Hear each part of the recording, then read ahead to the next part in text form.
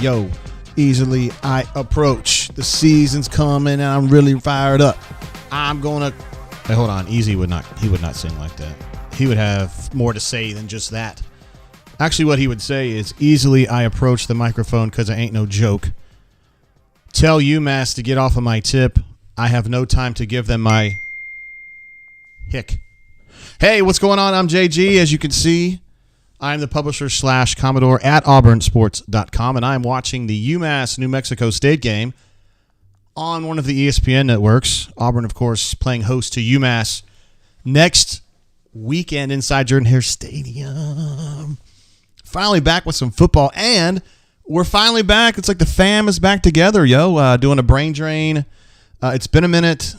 We haven't done a brain drain since the Houston basketball game, which I don't really want to talk about very much. And our last football brain drain would have been, I guess, Hugh got hired, which has turned out to be, as you would expect, a pretty good thing for Auburn, I think. We don't have any. Looks like New Mexico State is about to put one in the end zone right there. Oh, they're so happy. They love it when they score there. This is two teams that really don't know how to score very much. But, sometimes it happens. We do have some Super Chats. Our first Super Chatter of the year, of the season, is, of course, none other than Pocket Watch, one of our all-time favorites. And he's also a bourbon blender, so he's a 2-for-1er. We like them. He's a day oneer over there. Pocket Watch, thank you. Just says we back. I'm glad to have you here, brother. And it's, I was going to say something about where you're from, but I'm not going to do that. Cleveland Brown says, War Damn Eagle, good to see you, Commodore. Cleveland Brown, I have got my Voodoo water jug full and ready to hydrate. Oftentimes, Cleveland Brown tells me, he reminds me to hydrate, which is, of course, what ballers do. And I've also got the BioLite here. It's the IV in a bottle, guys, and it's ideal when you're battling dehydration, cramps, fatigue, upset stomach, overindulgence, and also flatulence, I'm told, but that is not directed on the label. We can talk more about that. We had a little situation come down during the Bourbon Blend a couple weeks ago, and I don't know why the Super Chats keep going to the bottom left of the screen. That's kind of weird. But anyway, I feel like a stranger jumping in. What's up, my God? He says, word up. Want you to put the word out. We back up. Much love, Commodore and fellow Swoogan Drainers. Yes! Back. And it feels so good to be back. We got an automobile reference on here. I bet you, was that Hornatius? Let's see, James B says, JG, what up? It's almost time, my man. Spicy P in the house as well. And Dion Jasko says, War Eagle back from Poland in time. Excuse me, back from Poland in time for college football. All right. We love Poland. We're huge in Poland. And we just happen to be huge fans of Robert Lewandowski. So, I mean, we've got that in common. I don't know how you feel about him specifically, but and Krakowiak, although he's getting a little bit long in the tooth these days. Snobburn says volume working fine for him. Yeah, I think my mic might be a little hot tonight, but we'll see what's going on. Brandon T in the house, man. Maine is here as well. Golly, I miss you guys so much. Riley M in the house. I mentioned Spicy P. Randall R says UMass going to be fun only because it's game one. Yeah, we're just so much to see, right? I mean, it's like, particularly on the offensive side of the ball, it's like 8 or 9 new starters and a new paradigm and a new person calling plays, and it's just everything's due a new energy up in that complex. And I think that it's going to be a really fun season, and I think that the people out there, Mark Schlabach, who think that Auburn's going to stink this year, I think he picked Auburn officially to go 1-7 in the league. I think they're going to be in for a surprise. And if we'll talk about this tonight. We got a lot of time, but if they find a way to stop the run, I think they're going to be the most surprising team in the league this year. And if they don't find a way to stop the run, then they're still going to be very exciting. They'll just be ultimately annoying because they won't be able to win big games when you're giving up 200 yards rushing. But that's a long way off. We'll get there eventually. Bull Junk in the house is a nice coif, JG. Yeah, he got a shout out last week on the rundown for using the word coif. And that is amazing. We got Corey in the house. What up, bro? I'll be seeing you tomorrow, I hope. And, wow. It's so great to see you guys back. I mean, Ravin, we get to see him a lot. We love him. Thanks for being here, bro. He's a drainer. Hayden H in the house as well says, We're back, baby. Ice, ice, ice, baby. JG is the man. Hayden, we appreciate you. Hayden swam over here, 5 or 6 years ago, maybe. We've had him on the show. Let's bounce over to our main page where we do a lot of our draining, and there's no way that I can test the chat ahead of time, and so I was just really hoping that it was going to work, and it looks like it's working wonderfully. It actually worked better than it used to. Glennis in the house as well, back. I do have a bourbon tonight, Glennis, and I'm fired up to be able to drink that with you. Let me put Hayden's super chat back up here. It keeps going to the bottom down there. It's kind of annoying. Just working out the kinks. I use an application that you guys don't really care about, but I use an application called Ecamm is what I use to put the show out, and they update Ecamm like every 2 weeks. So you can expect, since we haven't done a show since the Houston game, they've done like 30 updates. And I figured there would be some things that weren't working exactly right, but it looks like it's going all right. SR71 Blackbird, my man, what's up? He says, where are the frosted tips? They're there. They're there. I need to go get my color done and my hair soon. I'm supposed to go on Friday. So hopefully for the actual real number 1 week 1 drain, I will be ready to go. Yes. All right, tonight, let's get to the things we got to talk about first. Bourbon. The bourbon of the night is going to be Rare Breed from the Wild Turkey folks. One of my all-time favorites. Very accessible. You can definitely find this almost anywhere you go. The ABC here in Montgomery, it's about $60. Again, from Lawrenceburg, Kentucky, at the Wild Turkey Distillery. About 30 miles maybe southwest of Lexington, off the Bluegrass Parkway. And, good stuff. 116.8 proof, so it does pack a little bit of a punch. But, it is what it is. I already filled this thing up. I have this these little shot glasses, I guess you'd call it. It's like a Glencairn with no bottom. I got these at Peerless in downtown Louisville. Oh, my sheesh. Look at this. Patrick D jumping in. What an absolute legend this guy is. All right, so that's going to be our bourbon. That's what I'm drinking. Y'all tell me what y'all are drinking tonight, because it is definitely a night. Whoops, wrong one. A night we need to be doing some drinking. Let's see. Before I get to Patrick D, Riley M says, can we just pause to acknowledge the fact that Auburn beat Florida in every season they covered? I'm ready to get back to that. Hey, now. That's what I'm talking about. Hornemania! He says beating Georgia this season. Yeah, I don't know about that, bro. Don't think Auburn's made up a whole lot of ground, but I'm not sure they've made up that much ground just yet. Patrick D says, War Damn, thanks Bunker Nation for simply being badass. Guys, how do we feel about Patrick D? Unbelievable. I've already got him queued up, and we have a different page that we're on when we're doing the actual games. Actually, let me show you guys what I've been doing with this. The game. This is my prototype. I haven't quite finished it yet, but I made my own score bugs because I really wanted to have that.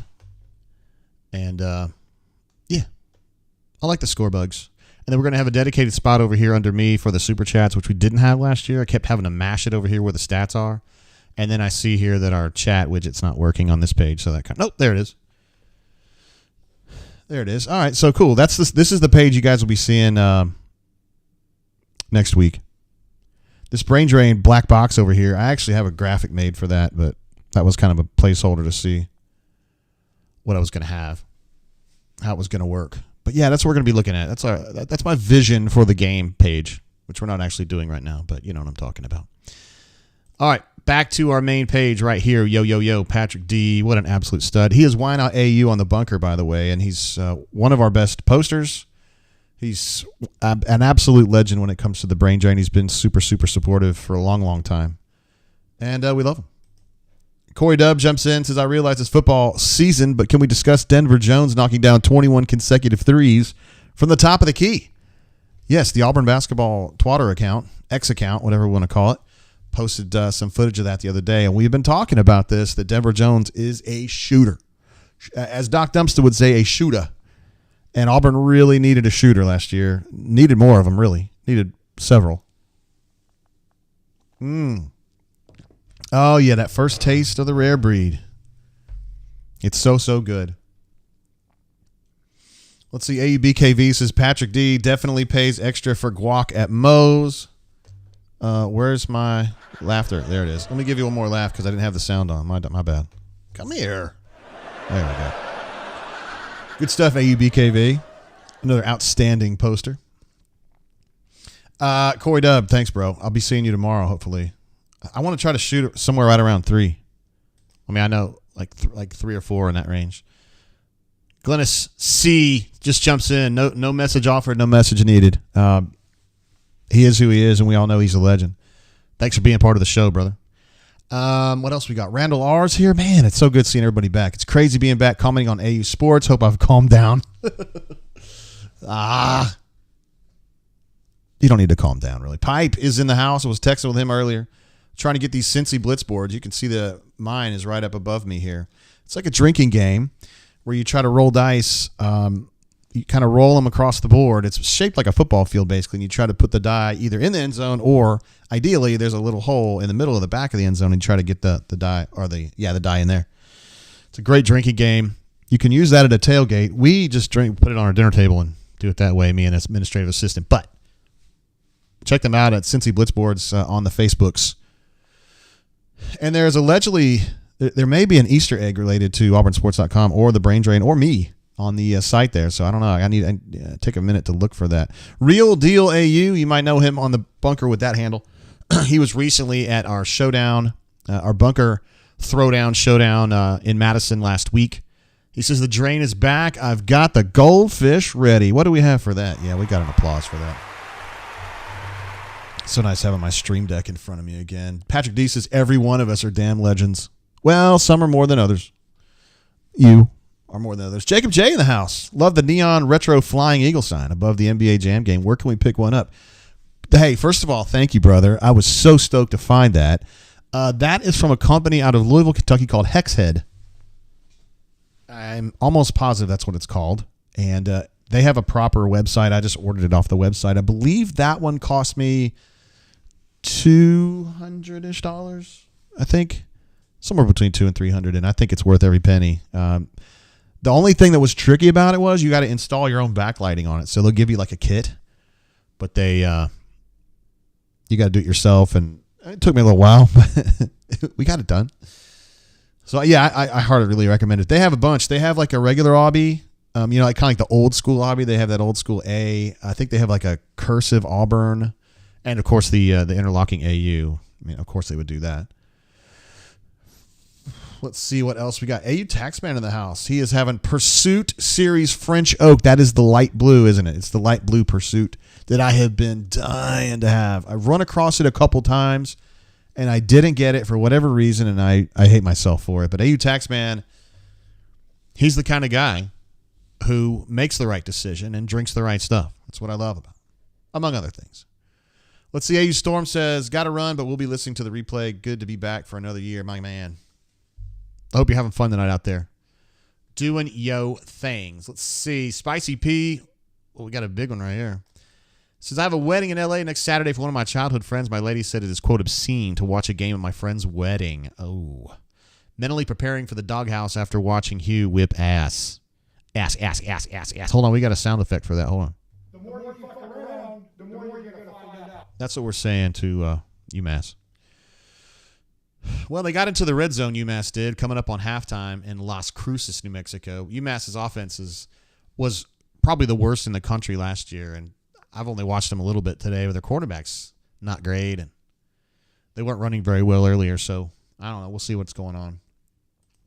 Guy Forks, don't mistake him for Guy Fawkes. This Guy Forks says, I thought this show was done forever. Hell no, man. We got to do this. Come on now. We just went on hiatus because Auburn was not playing football or basketball. But yeah, look at this. We got Tori W in the house too. She says, War Eagle, excited about this year. Corey got me tuned in. Tuned in. We love Corey and Tori. Oh, look at there. Blake R., the man, the myth, the legend is here, and he gets a shout out from Pipe to open things. There's that quarterback throwing the ball. He can't throw it very well. And super chat coming through from Stu Pup, who I believe has super chatted every show we have ever done going back to the 2018 season, including all of the quarantine shows, which we were doing weekly forever. He says, season opening brain drain, fine, take my money. I'll give you an applause for that, my guy. It looks like our chat still kind of goes, like, it doesn't update in real time the way that I wish that it would. It had something to do with, like, YouTube and Ecamm getting a little bit fractious with each other. I don't know. Anyway, let's go over to our headlines page here. These are the things that I just kind of think about probably on a daily basis. You guys may feel the same way. Just things that are going on. Peyton Thorne being quarterback one. A decision that was made officially, I think, a week ago. It might be 10 days ago now. I think it was on a Wednesday. So, yeah, a week and a half ago. And Peyton Thorne, of course, the transfer from Michigan State. He wears number 1 on his jersey. He's like, I don't know, 6'1", 6'2". To me, he's just solid across the board. Doesn't have amazing arm strength, but has enough. Not amazingly accurate, but fairly accurate. And I think that the reason that he is so popular at Auburn inside the complex is he's just kind of a consistent dude. He's a consistent human being. He's a friendly human being, and he's a guy who doesn't have bad days at practice. He either has a solid day or a very good day, and I think that that's something they can definitely live with. I think this offense is going to be very happy to have Peyton Thorne as the quarterback just because of that consistency. And I think they have a lot of good tools now, a lot of good pieces. Shane Hooks, Jair Shorter, Caleb Burton. You match him with Jay Fair and VAR, plus the tailback room, I think, is one of the probably 2 or 3 best in the league this year. I really like the way this offensive line is going to be at run blocking this year. Pass pro, to me, is a little bit suspect, but I think run blocking is going to be good. And I think Auburn's going to have, if everybody stays healthy, et cetera, they're going to have a very good run game, and that's a good thing to have. It's the second best thing you can have on a football team behind a good run defense. And I don't know that Auburn's there yet, but they might be in the future. That leads me to my second point. Can Auburn stop the run? Auburn's had some difficulty in the scrimmages stopping the run. Of course, we know that Auburn's run game is very good, so it's not shocking that people would have a hard time stopping it. But I think that's going to be a theme during the season, and we'll just have to see how big of a problem it is. Football optimism is back in vogue now that Coach Harsin is gone and Coach Freeze is in. I think we can all agree that Brian Harsin's time on the Plains was mostly bad. Mostly bad. Yeah. I'm not one that likes to go in on these folks, and I'm not going to do it now. But I think we all agree that things are looking a lot better now. John Cohen is a Wolf. We've got a pretty good feeling for who he is, how he operates, and I think that he is an outstanding choice to be the athletic director at Auburn. I think he understands politics, although I don't think of him as a great politician, but he understands it. He knows what's required.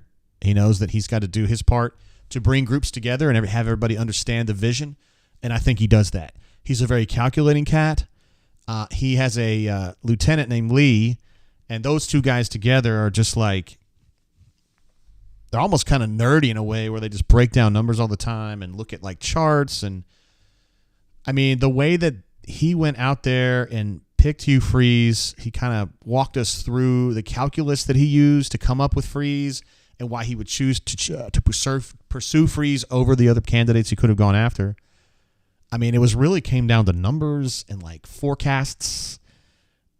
You think about, like, when I started on this beat, David Housel was the AD, and I like David a lot. He's an important person in my life, personally and professionally. But, you know, there wasn't a whole lot of data back then. It was like, hey, guys, what do you want to do?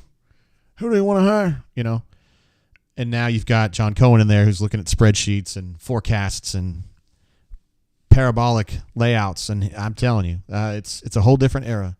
And John Cohen, even though he's my age, he's definitely on the front end of that.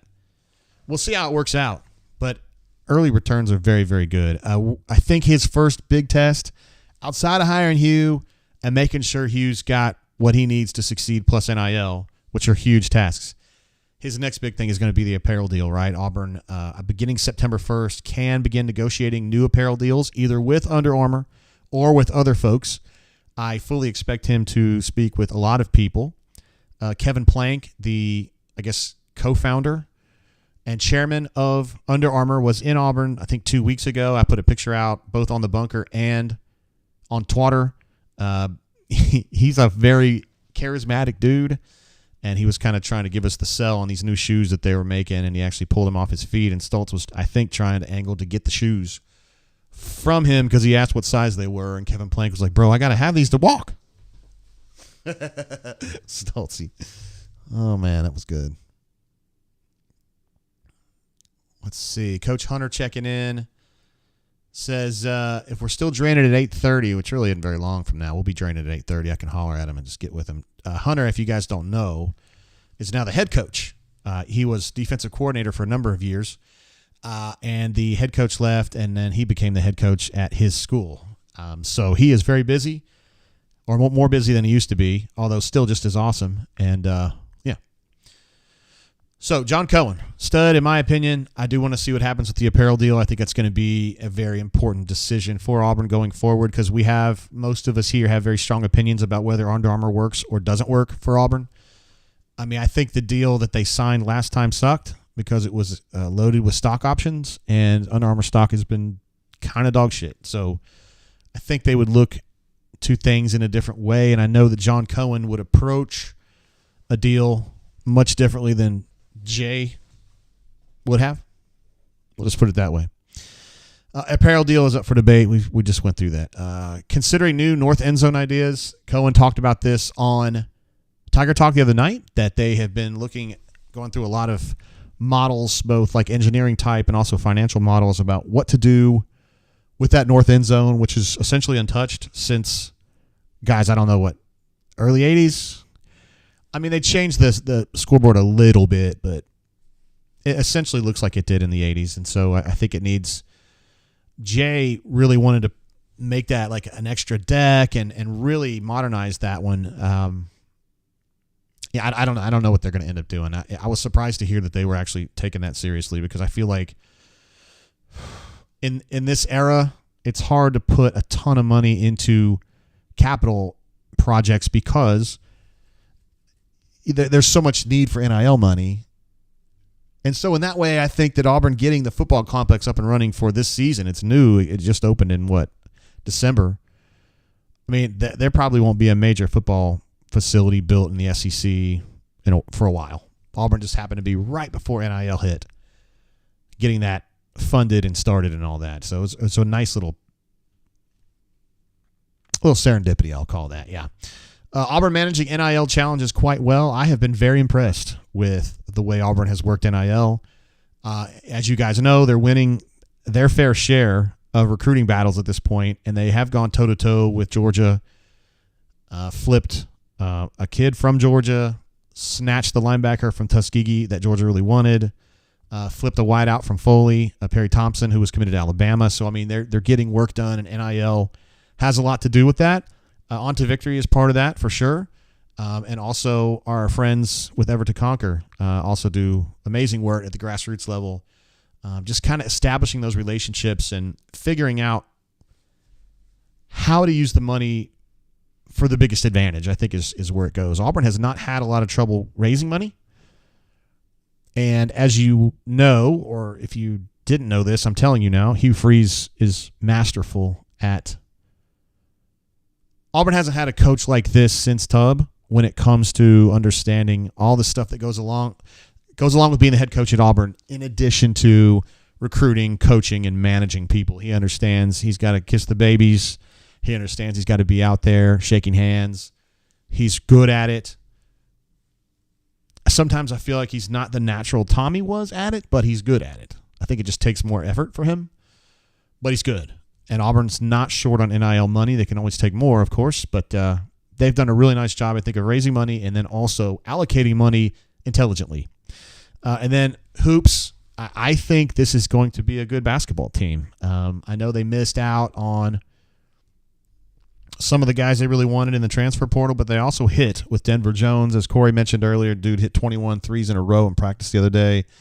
And they got Chad Baker-Mazara, who's a very intriguing player, in my opinion. Got Chaney Johnson from UAH, who was really, really good for the Chargers last year. I realize it's a step down in competition, but he has definitely held his own at Auburn. He's going to be just fine. Believe me on that. And then Aiden Holloway, the amazing freshman point guard coming in. He and Trey Donaldson, I think, are going to form a really nice platoon at point guard. And so you look at it that way. Okay, point guard here. Let's just bounce over to hoops real quick. I went ahead and put this together earlier and checked it with a few of my Santas out there to make sure that my list was right. At point guard, Holloway and Donaldson. I put Holloway in the starting spot there, but they're just going to go back and forth all season. Denver coming in. He is definitely a shooter. He's from up near Huntsville or Newmarket, and he's a shooter. He's definitely a shooter. He can play 3. I think of him more as a 2, but he can play 3. KD is going to be there as well. Of course, Lior can help too. Chad Baker-Mazara coming in from San Diego State. Playing 3, he can also play 2. So he and Denver can kind of, they're wings is what they really are. So they can kind of be interchangeable in a way. Simo also there. Jay Will. Chaney Johnson. Scott, who's the junior college kid that just came in maybe 2-3 weeks ago. And then Janai at center and Dylan Cardwell. I think that's a good roster, assuming that it stays healthy and that Chad Baker-Mazara can be a big hitter. I mean, he doesn't have to be an All-American, but he needs to be good. And I think early returns suggest that he is. That he is that guy. So I really like this, and I personally have big expectations for Aiden Holloway. Some other people may not. I don't really care what you think if you don't like him. I'm just teasing. Let's see what else I've got. I think there's been a lot of Under Armour complaining in the chat, and I understand that completely. Totally. Pocket Watch says, wait, you think Cohen had anything to do with actually selecting Freeze? No. But he had a lot to do with, well, yeah, he had something to do with it. But he also helped Hugh make thoughtful decisions with his coaching hires. Not that Hugh wouldn't have done it himself. I'm just saying. I told you he's such an analytical guy. He brought that analytical edge to Hugh, and Hugh was open-minded enough to be like, hey, I'd like to take a look at this. It's pretty amazing. Solo Tigre says, you've got hobbit feet, Hornatius. Your opinion can't be trusted. Man, I love the way we always dunk on the Hornatius. By the way, we do have a bunker lunch next Thursday, I think. I think it's Thursday. Might be Wednesday. I should know this stuff. Hold on. It's going to be up there in Birmingham. We're going to have our bunker lunch. All right, let me look. Sorry, guys. I don't want to tell you guys the wrong time. That would be super lame. Also, I want to give a shout out. I promised him I would. Gators 1209. You guys know him from the bunker. Great poster on the bunker. Kind of fractious, gets people upset sometimes, but he's also awesome. I banned him the other day. I meant to ban him for half a day, and he messages me back after a freaking week and goes, "Hey man, how long am I going to be out?" I go, "Oh my bad, totally, dude. I meant to give you like a 12-hour ban." All right, Wednesday is going to be the one in Birmingham. 11:30 is when it kicks off. That's going to be at Soho Social there in Homewood, which is owned and run by bunker guys. So, yes. Spicy P makes a very astute statement. He says, first time in damn near 20 years we've had alignment. Yes, Auburn is very aligned right now. Very aligned. And that is a very important thing. You want to see how long that alignment can stay when things get a little bumpy, because this team, although much better than the one before it, is not ready to compete for the SEC title this year. I don't think so. I think there's just too many questions for me on defense. I'm not in love with the defensive line. The guys that I like the most on the defensive line are young, and I don't love the situation at linebacker right now. And I think when you put those two things together, it's like, I don't know. So the alignment is very good right now. We'll just have to see how it goes as we move forward. Those of you who have been Auburn fans your whole life, which is probably most of you, know that alignment is unusual at Auburn, and you'd really like to see it stay. Thank you, AU Taxman. He says he thinks it's at Social Taco, which I believe is right across the street, right?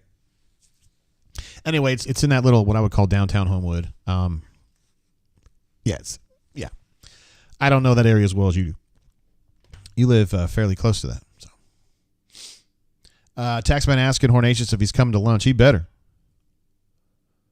Pipe says bunker lunch at Bottoms Up Gentlemen's Club. Wait a minute. Wait, that was suspiciously specific, my guy. Let's bounce over to the depth charts that I put together. We were kind of talking about this earlier. I like this group quite a bit, just in general. I am, for the first time, BMAT is somebody who gets very, very rustled about offensive line. And he's looking at this roster and going, I can't believe how much better it's gotten. This group has gone from ass to maybe like half a tick above SEC average in 9 months. Wade, Connor Britton, Jones coming in from East Carolina, and Tall Miller coming in from JUCO. Jaden Muskrat, who can play really anywhere but center, but I think of him as a tackle, coming in from Tulsa. Connor Liu, who they snatched back from Miami, who they lost. Harsin lost him, and then Auburn snatched him back. They are just fanatical about Connor Liu.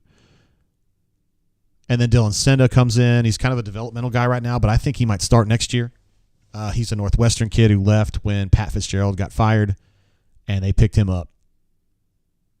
So this offensive line, if it stays healthy, that's a good run blocking group.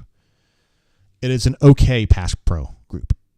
So they'll be doing a lot of running, which is what Auburn does anyway. So really like the depth at wideout now. You go over there at X, you got Hooks, Cam Brown. Both of those guys I think are good. Nick Martiner's okay. Amari's still kind of coming along. At the Z spot, Shorter coming in from North Texas. I think he's a stud. I also like Caleb Burton. He can also play slot. He is from Texas, but he played last year, or he was at Ohio State last year. He didn't actually play. He was redshirting, but they were not happy that he left. They felt like he was somebody that could make an impact there, and Auburn definitely feels like he's the kind of guy that will make an impact here. Malcolm Johnson Jr. And then Coy, I don't really know what the story is with Coy. He's just got like I can't remember if it's an ankle or a knee. He's got just kind of a nagging problem in his lower body, and he goes sometimes, and then other times he doesn't. So we'll just kind of have to keep an eye on his health status moving forward. I think of him as an outside guy, former LSU guy. In the slot, you got VAR and Jay Fair. As I mentioned, Caleb Burton can play some slot too, and he may emerge as the guy that plays there a lot. They've been really happy with both VAR and Fair, though, so we'll just see how that goes. And you're probably not going to see two slots at the same time because of the depth they have at tight end. And Rivaldo Fairweather is an absolute stud. I just think this guy, he may end up being the primary receiver for the whole ball club. He's the kind of guy you throw the ball to. You put it up, he goes and gets it. He's such a big dude that, like, if he sits in his zone and you throw the ball to him, he's going to catch it, and he's going to absorb contact, or he will provide his own blow to knock somebody down. He's a pretty physical dude. I don't think of him as a great blocker necessarily, but with the ball in his hands, like, he considers himself a savage, and he's looking for blood. Luke Deal, Tyler Fromm, and then Brandon Frazier provide a lot of depth at tight end. I think it's kind of a top-heavy group, but those bottom three guys are solid, and they played a lot of football. Thorne, we've talked about him earlier, very solid. Just a solid, kind of like a Greg McElroy type player for me. Is kind of the way that I see him. Maybe like Brandon Cox a little bit. We'll just kind of see if he's got the same. One of the things I really liked about Brandon Cox was just the way he got better. If you remember, his first big game was that Georgia Tech game where he got picked, 4 of the last 5 possessions, and they lost the game. And it was like, damn, dude. And he got better over time. While he was dealing with myasthenia gravis, which is a nasty disease that he was dealing with and still does. Very, very tough dude. Robbie Ashford playing behind Thorne. Hugh has said a lot of nice things about Ashford during the last 10 days, I guess, since he, quote, lost the job, or that Thorne won the job, saying he's had a bunch of good practices. He reiterated that position on Tiger Talk the other night, saying there's definitely a package for Ashford. He's good with his legs. He's still having trouble with the accuracy and the consistency in his throws. And I thought it was cool on Tiger Talk the other night. It was the first one for Hugh at Auburn, and I thought he had a lot of candor. He said, I was pissed because they were missing too many deep balls, both of them. And you just don't normally hear an Auburn coach talk like that. So he brings it. Tiger Talk's going to be more fun now. for sure, and a little more useful. Holden Geriner, who is such an interesting case. I just think he's kind of going to end up being like Neil Caudill, a guy with arm talent, a guy who plays really, really well in situational things, but like I'm not sure about him when the hitting is, when he's live, which doesn't happen very often. That is my concern for Holden Geriner, because I think his effectiveness is going to drop off when he has to go live. He would look like a deer in the headlights last year. Look, a lot of people did because of what was going on at Auburn, but I think I'd still, no one's ever said that to me, like this new coaching staff, where it's like, oh, Holden doesn't have what it takes. No one ever says that to me, but I kind of read between the lines, and I think there's just questions about if they go live, can he handle it? Al Borges said many years ago to me and others that you can't teach, if a kid is scared of the rush, you can't make him stop. And I'm not saying that Holden is or isn't, but it seems like he might be, and if that's the case, it's very difficult to overcome that. And then Hank Brown is a new signee that they basically commandeered from Liberty, and he's kind of a developmental dude. Tailbacks, you guys know what time it is. That's a great group right there. Jarquez, Damari Alston, who is like the Ferris Bueller of this team. Everybody adores him. They think he's a righteous dude. He's also a terrific football player. Batee, who is smaller than you can imagine. I bet he's 5'6", 5'7". I have some pictures of him standing next to Connor Liu, and it's just like, but he's been really good. I think they've been really happy with him, and he's also been very physical between the tackles. So he may be, I was thinking he would be kind of like an end around or a sweep guy, and I think he might be more fully featured than that. And then Jeremiah Cobb, the freshman from Montgomery Catholic, who has really just floored some people with the way that he's competed and the way how good he is. They are absolutely stoked about that. And then, you got Sean Jackson behind that. Number 44 was like a bull rush guy, just truck people. They just have amazing depth at that spot. And you got Fat Burnett coming in next year. They're doing really well. Cadillac has done really, really good work. So, to me, this is a balanced roster right here. I like it. I think you can do a lot of different things with this group. I just think that drop back passing is probably not one of them, because I don't think I would trust the pass pro. I do trust the passer. I don't trust the pass pro. So I think you're going to see a lot of RPO or RPO mimicking looking stuff, and then play actions. I don't think you'll see a lot of dropbacks. Here's where things get a little dicey for me. This is on the defensive side of the football, and I just have questions. They have a lot of depth, but I just got questions. Some of these guys, when I'm going a little deeper on the depth chart, and I realize I don't even have a picture of me on here. I probably need to do that. Why did I not put Hey, there I am. Hi, guys. All right. So at Jack, you got Jalen McLeod, Steven Sings, the fifth from Liberty. I like those two. Elijah McAllister, who came in from Vanderbilt. They love him. He's a great clubhouse presence. I don't know that he's a game changer on the field. Marcus Harris at the 3 technique. They've been really happy with him. Lawrence Johnson, who came over from Purdue, they're happy with him. There will be some competition there, but I think Marcus has got that pretty much wrapped up. And then Jaron Reed and Anichi Sledge kind of filling it out there. Two guys that are kind of on their way up. Jason Jones, shocking to me, I think is pulled ahead of Justin Rogers. Justin Rogers is the former 5-star who played at Kentucky, who I thought was going to be one of their biggest transfers. And he's been good. They haven't been mad at him, but I feel like Jason's kind of nudged ahead of him there. Maybe that's good. Yeah, maybe that's good. Bobby Jameson Travis, who BMAT is really, really high on, who just transferred in. He just got into school like I think the first day of practice is his first day on campus. But they've been pretty happy with what he's done. And then Johnson's the freshman from Georgia. Falk, I think, is a little bit ahead of Mo Nasilikite at the defensive end spot. Keldrick is a little on the thin side, but he's not little on the athletic side, and I think that he just gets things done. Keldrick, of course, was their number one signee, the crown jewel of the last recruiting class from Highland Home, Alabama.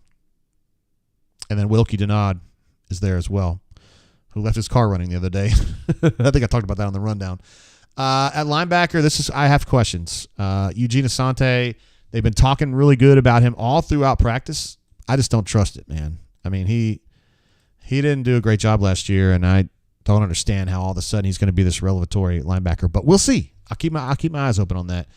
Nixon coming in from North Texas, and then Wesley Steiner is just kind of a depth guy at this point. Austin Keys, who's kind of been in and out of practice. He's been hurt, but he's a big dude, and he's the guy you want laying a lick. Cam Riley, who's been just like right on the edge of having a lot of playing time, but hasn't ever quite gotten that starting job. Very, very physical dude. And then Woodyard from the South Alabama area. They flipped from Alabama.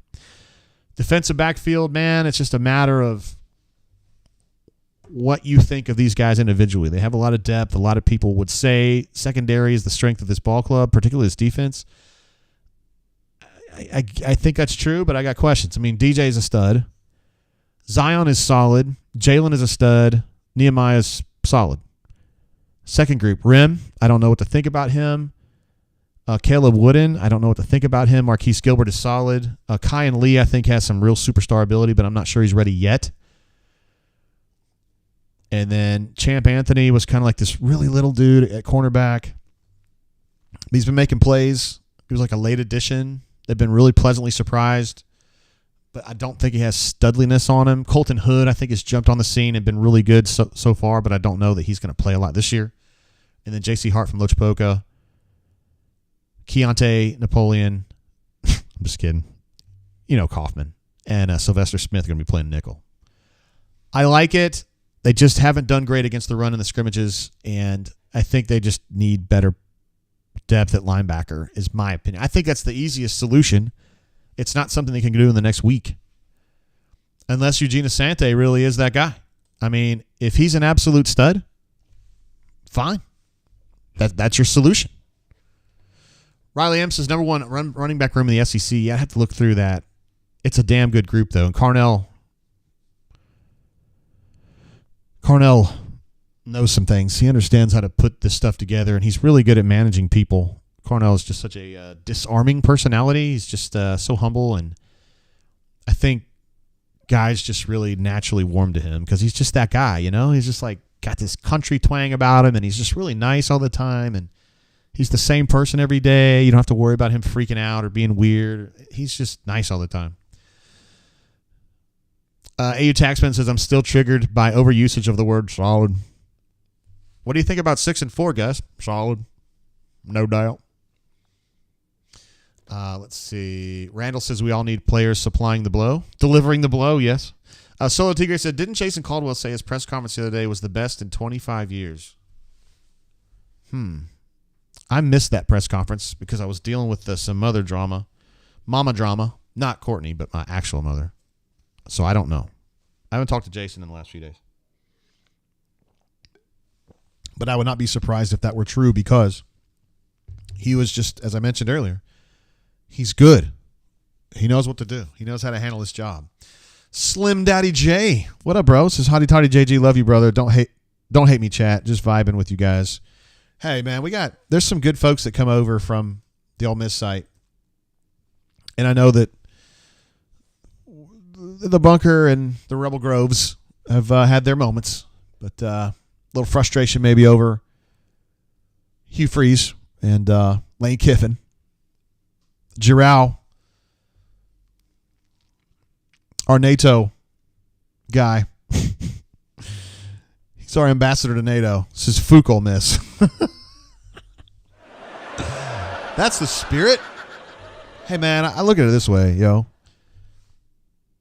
Like the bad guys to me are Alabama, Georgia, and Texas A&M.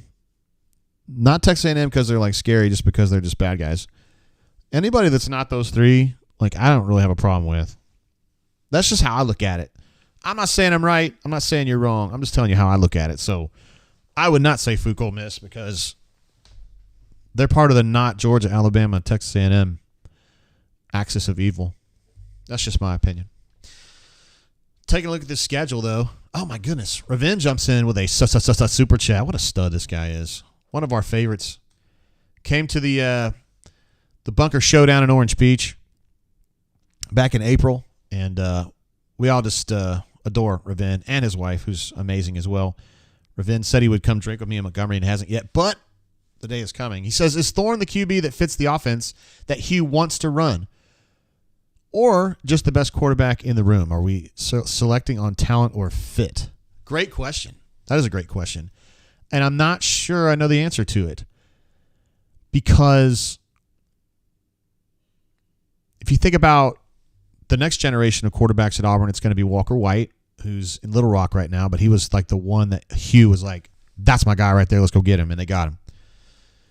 To me, Walker White is somewhat like Peyton Thorne. Walker White probably has a slightly stronger arm, and he's a little more mobile, I think.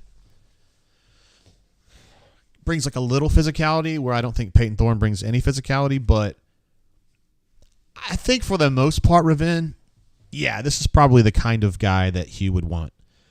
I think at this point, he wants to load up on skill players that can make a difference and then have somebody that just can administrate the offense and get the ball to them. He's not necessarily looking for, a runner, a true dual threat guy, although he'd probably take it if it came along. I mean, they've looked at a few. Slim Daddy says, plain and simple, the Ole Miss Auburn game should be fun between those two coaches. Hugh in year one is usually a fun year. Yeah, he's been fun so far, that's for sure. Let's see. Corey says 8-4, including a dub over Bama, signals upward trajectory. Hell yeah, that would be a successful ass season in my opinion. 8 wins, including a win in the Iron Bowl, would be huge. Edge. If we're just spitballing here, and I'm looking through the schedule here on the left side of your screen, I mean, UMass W, at Cal W, Samford W, at Texas A&M. You never know what they've got. Like, everybody hypes them up, and they've got 67 5-stars, but Jimbo always finds a way to underachieve, and they've got Bobby Petrino, who, I don't know, man. Like, I'm just glad that Bobby Petrino's at Texas A&M because that's right where he belongs. Him and Jimbo just deserve each other. It's so awesome that they're together. So awesome. So I don't know, man. Let's go ahead and say that's an L. Okay, so it's 3-1. Georgia's an L. That's 3-2. At LSU, 3-3. Ole Miss, I think Auburn wins that one 4-3. Mississippi State wins that one 5-3. At Vanderbilt, 6-3. At Arkansas, that's where things get a little thorny, right? I don't know what all they've got at Arkansas. I know they're not super high heralded, but Auburn has trouble at Arkansas for whatever reason. But let's go ahead and call it a W. That would be 7-4. 1, 2, 3. 7-3. New Mexico State would be 8-3. Alabama. See, I don't think that Auburn's ready for Alabama yet, but that's a long way to go from now. And I think this team may harden up or improve in different ways. In fact, I'm pretty sure they will, just because it's also new for them, If they just get, 20% better from where they are right now to where they are for the Iron Bowl, that might be enough. And at that point, you're going for 9 wins, including a win over Alabama. I mean, good golly, Miss Molly. That would be amazing. Let's see. Blake says, Corey, I'm with you, but I honestly feel better about Georgia than Bama right now because before the games are played. Interesting, Blake. I just think Georgia's a problem. They're really good. They've got a lot of dudes. Slim Daddy J, I think he's with me on this about the axis of evil. He says, F Alabama eternally, LOL. Yeah, we can all agree on that, brother. I mean, although to be fair, when we live over here in Alabama, we hang out with a lot of Alabama fans. We have to. That's just life. Our good friends across the street, Denton's mom and Denton's dad, they're Alabama people. But they graduated from there, and you know how it is. When they graduate from Alabama, they're usually not annoying. It's the ones that couldn't get into Alabama. They're the ones that are really, really annoying. Dad of 3 girls, one of the Montgomery legends, says, I'd gladly take 8-4 with some optimism for the future after the crap of the last several seasons of hopelessness. It's well said. Yeah, 8-4. I mean, I had them at 9, but that was assuming a win against Arkansas, which Auburn generally. I mean, Auburn's had some good wins at Arkansas in the last 20 years, but they've also had some stinkers too. Yeah. Yeah, that A&M, Georgia, LSU little run there, that's going to be like a month because you have the idle week. That's going to be tough. Maybe, the Georgia game, that might be one where, like, you kind of know what's coming, and so you don't really feel it that much. Like if they thump you or whatever, it's like, things happen. Things happen. I did test the Skype yesterday, made sure I was paid up and the number was working and all that. So I will have that on, and we will be taking calls. I told B-Matt I was going to call him. Let me see. I'll make sure I can get through to him. Ooh, my phone has blowed up a little bit. All right. Before we get B-Matt, though, I want to play the B-Matt sound over here. It's my favorite. Where is his milkshake one? Where are you at? Where's my... There we go. Like a medium banana pudding milkshake. That's so awesome to me. All right, B-Matt says he's ready, so we're gonna get B-Matt on the hone, and this is gonna be our first call of the new season. Hey Don, how are you? So let's hope it works. Let's hope it works. All right, Brian Matthews.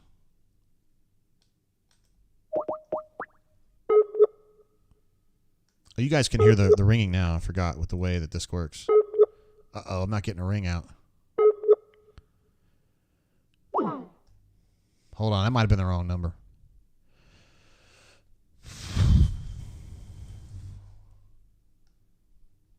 Oh no. I know you're ready, B-Man. Dadgummit. All right, hold on. I wish I had an intern for these moments. I think I'm going to have to physically type his number in here.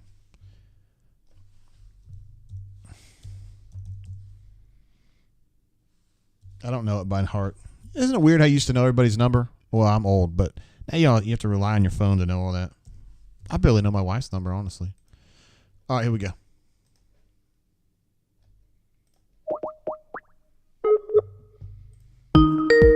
Ooh, sorry, I was really loud. What is happening? What up, B-Matt? I'm watching some college football, bro. What are you doing? Hell yeah. Well, I was watching this UMass New Mexico State game. Yeah, me too. UMass looks sort of okay, I guess. Yeah. New Mexico State ran for that 80-yard touchdown run. I have a feeling that Jarquez Hunter and Damari Austin might do that themselves next week. What else been going on, bro? Let's see. I had an awesome dinner tonight. Bob made sliders and onion rings, and then she made a cake. So I'm just chilling. I'm fat, and I'm feeling good. Boy, she made an amazing cake the other day for our 600th show. Yep. She made another one. So she's just a cake maestro. Yeah, she was cooking dinner, too. She can do it all. Yep, she can. We were talking about the ball club, B-Matt, and I was saying that I've got concerns about the run defense. Do you share those concerns? Somewhat, yeah. I think the front six is unproven, young in some areas, not as deep as you'd like in some areas, like Jack, on the defensive line. I think they've got like Marcus Harris, who's a really good player, a solid, maybe even all-SEC type player. I think Keldrick Fox is going to be a star, but he is just a true freshman. And then they got some transfers that are going to help out a lot, So I think they're going to be good, solid to good, but I don't think this is going to be a great defensive line. I don't think you've got a first-round draft pick over there or, a first-team all-SEC type player. I just don't see that player in Auburn's, front six right now. Yeah, same. I feel the same way. I'm just higher on the offense than I am the defense, but for me, it's linebacker, man. I just don't. I've talked to you about I don't trust Eugene Asante yet. And Keys seems like he's hurt a lot. I don't know what they've got Nixon. I don't know, man. Yeah, those guys aren't really super proven either. So a lot of questions being answered. One thing I like about the defense, though, is I think under Ron Roberts, they're going to play aggressive, and they're going to play a lot of players. So I think this is a defense that's going to get better as the season goes on. And I think it's also a defense that's going to be fun to watch. Like, they're going to give up some big plays and do some dumb things, and people are going to get mad and post things on the board and on social media, but they're also going to make some big plays. And because Auburn's secondary is so good and so experienced, they're going to get picks and they're going to, be able to make some game-changing plays, I feel like. Who are probably your top 3 most valuable players on defense, just regardless of position? Marcus Harris, DJ James, and I'd probably go man, that's tough. I'd probably go Keontae Scott. Scott, yeah. I love Nehemiah, but I think Keontae's he could be the best pro prospect of them all, really, on defense. I'm being honest. Yeah. Maybe not the highest drafted guy, but the guy who sticks for the longest. I don't know. We'll see. But, yeah, I think he's a special player. I think that nickel position is hard to play, and I think he is an all-SEC caliber player. Yeah. Of course, guys like DJ and Nehemiah and Zion and those guys have played a lot more snaps. Jalen Simpson should be pretty high up there, too. Since he's moved to safety, he's been a different type player. Yeah. Moving over to offense, B-Man, I have a more of a rosy outlook on this group. I really like this offensive line. I like Peyton Thorne. I think I do anyway. I love the tailbacks. I love Rivaldo Fairweather, and I think the wideouts are pretty good too. I really like this group. I'm not. I'm kind of like a wait and see on the receivers, but I like every other part of this offense. I'm just shocked at how good this offensive line has gotten from where it was. It's just a complete transformation. I'm going to write about it for Monday, but it's just an amazing job they've done. I mean, it was trash is maybe a mean word to say, but it really was in a lot of ways. And they turned it into, I think, above average SEC offensive line, which is really, really good. And I think we're going to see that game 1 against UMass because I think they're going to pile up some rushing yards behind that unit. Yeah, for sure. Probably better run blockers than pass blockers up front. Would you agree with that? Oh, yeah, definitely. Definitely. I think, if you look at the tackles, I think Dylan Wade is 6'4"-ish. Isaiah Miller is around 6'4", so they're not those big, tall, long dudes, So you figure they're not going to be perfect, in pass pro, but they're going to come off the ball and knock some people backwards. I mean, they've been doing that all spring and fall. And, I think that's part of the reason people are concerned about the front 6, but I think you also got to give credit to that offensive line. I had some distortion earlier on the show. It has nothing to do with you. I got it fixed. But Hornacia says, is the distortion coming from BMAT's CPAP? And then somebody else said it was surprising that you weren't out of breath. Well, I'm just chill right now. So I had a nice dinner. I got all my exercise in this morning when it wasn't too hot, and it was still hot. And then since then, I've just been hanging in the house, doing some writing and watching football and the other football. I have to say I am a little rustled, though. Yes. I'm sick and tired of every time I turn on Watch Man U, they're getting some soft-ass red card penalty, all this other. I mean, Rashford wasn't even touched on that penalty that gave them the win. He was not touched. Well, it was a straight dive, and they gave it to him. But whatever. Yeah, whatever. I mean, we got a guy that's really good at taking PKs, too. So. Yeah, he is good. He's pretty good. Right. Everybody gets mad when we talk about soccer, though, B-Man. So. I know, so we won't talk about it long. Basketball, thoughts? You think this is going to be a good ball club? I do. Pearl seems to be excited about them. I really like the additions they made. I think it complements what they missed last year, as far as the three-point shooting and being able to run the floor a little bit better and eventually being able to defend the perimeter better with some better length and such. So, yeah, I do think that. I think they're deep. I think you're going to see them rotate a lot more players than maybe we're used to. And, I just think this team is going to shoot a lot better and have a lot more guys who can play different positions. I'm especially excited about what Aiden Holloway and Trey Donaldson do at this point guard and shifting over to the 2 guard.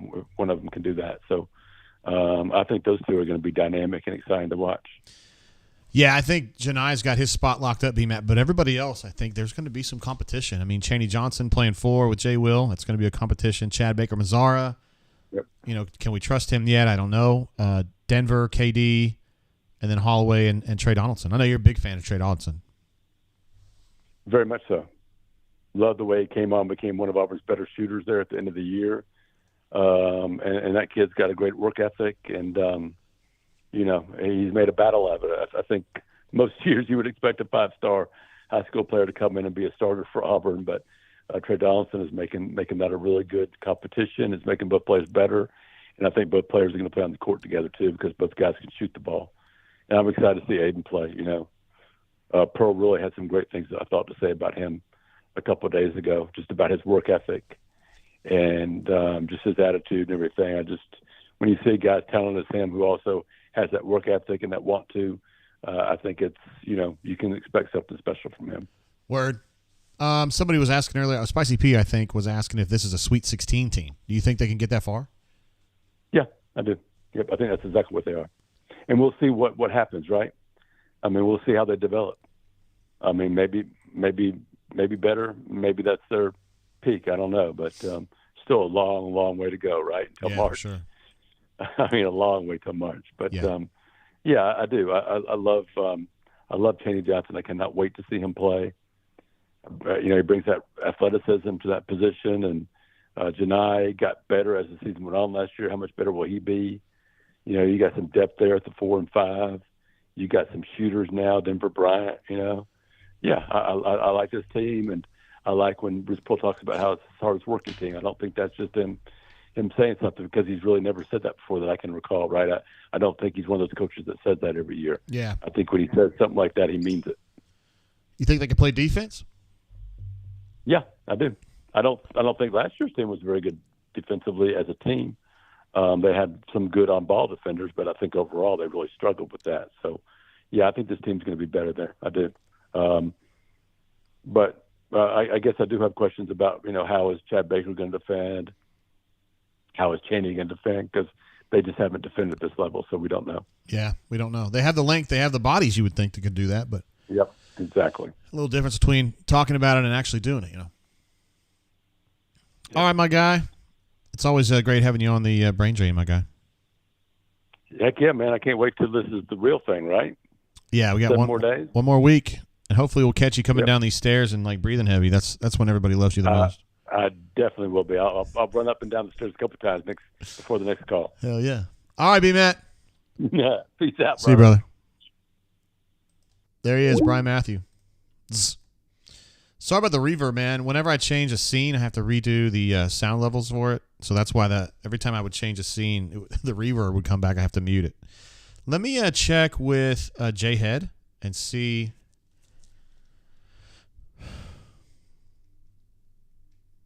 if he's what he's up to. He's had a lot going on in his life lately. He's been busy.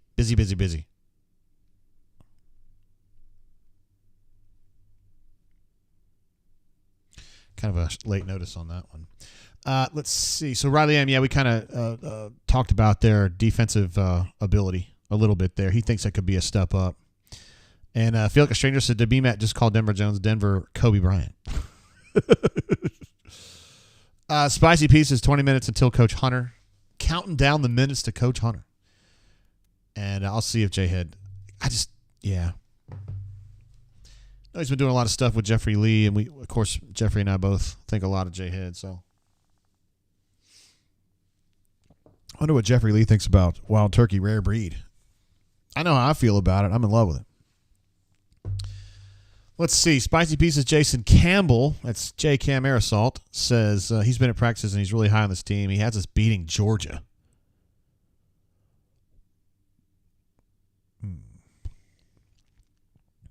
Okay, so I'm not the world's foremost expert on Georgia because I'm not a fan, and so I don't really pay attention to them unless I need to.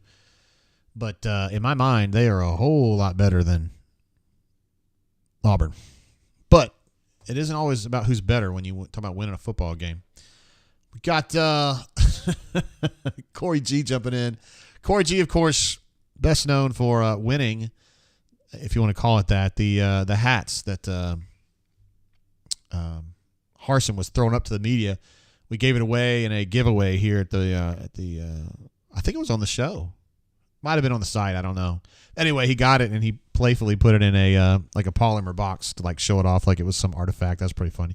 Anyway, Corey G says, my man JGT excited for the start of another year. Wifey bought and changed all the Glade air fresheners to Glade Smooth Bourbon and Oak for the next 5 months because she knows I'm training with JGT. That's what I'm talking about right there, man. That sounds like a winner to me. I mean, you've obviously said so many great things about her in the group chat, and so I mean, I know you've been a big fan. You've said a lot of great stuff about her behind her back. I hope she's listening. And yeah, I mean, you're just so smitten. Also, he's got the Lil Jon. What? Oh yes, I believe so.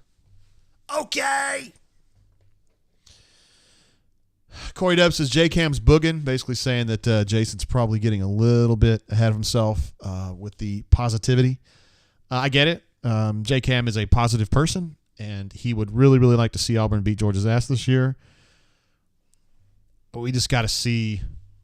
Okay, the rumor is that Vanderbilt's kicking off against Hawaii, but I don't have it on my TV, and I would prefer to watch that. Is it on SEC? It is. Braden Schauger.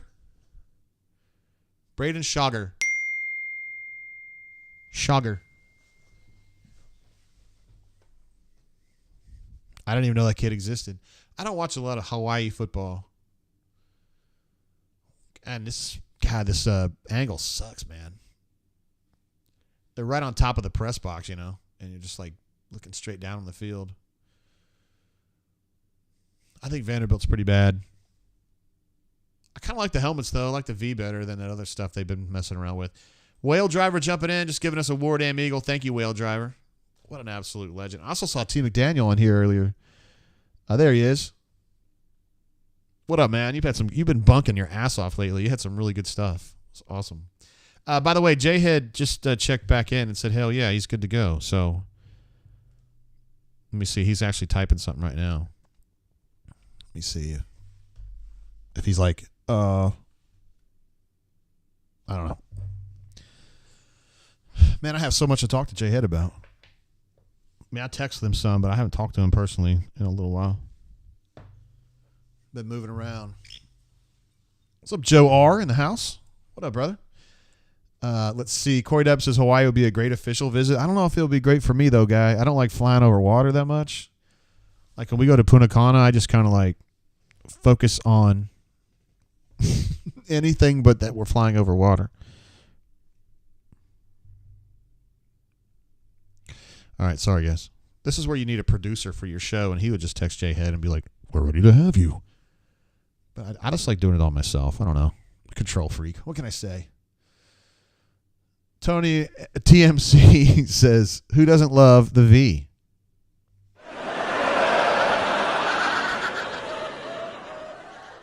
I feel like that's a play on words, isn't it? Is that a double entendre? I think it is. All right, J-Head says he is good to go. So let me go ahead. Let me have it.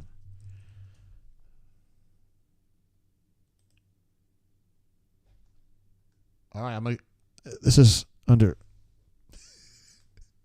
Let me look at this real quick. I got to make sure this number works.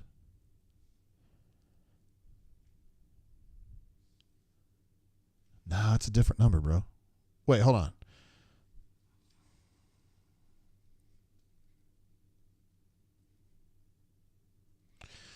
I think he's the guy that has a few different phone numbers because he. Well, I don't want to tell his story, but he's got a good reason for it.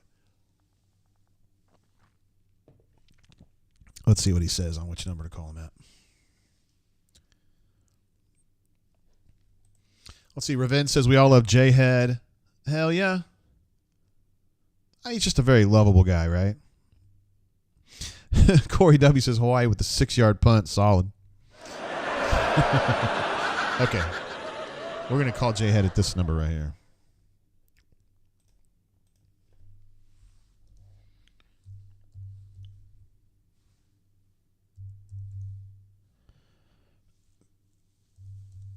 All right.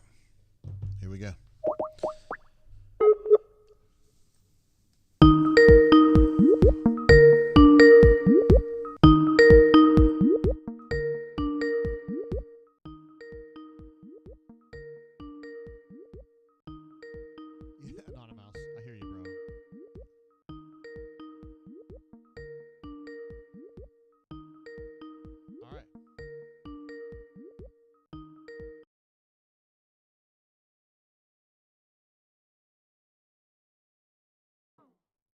All right, no J-Head on that one. We'll see if we can catch him here back in a bit. I was just texting with him, so he couldn't be too far away. Let's see. Quan. We also know him as Quan. But whatever. Granny's all in for Brother Hugh. I was about to say something to your grandma. Because grandma just got absolutely disgusted with the team last year. Just disgusted and gave up at some point there. She was hanging in there for a while. Like, was still showing the love for Auburn for a while. But then you just hit a point where it's like, can't do this anymore. Spicy Piece says, congrats to Jay Lee on getting married. We're very fond of his wife.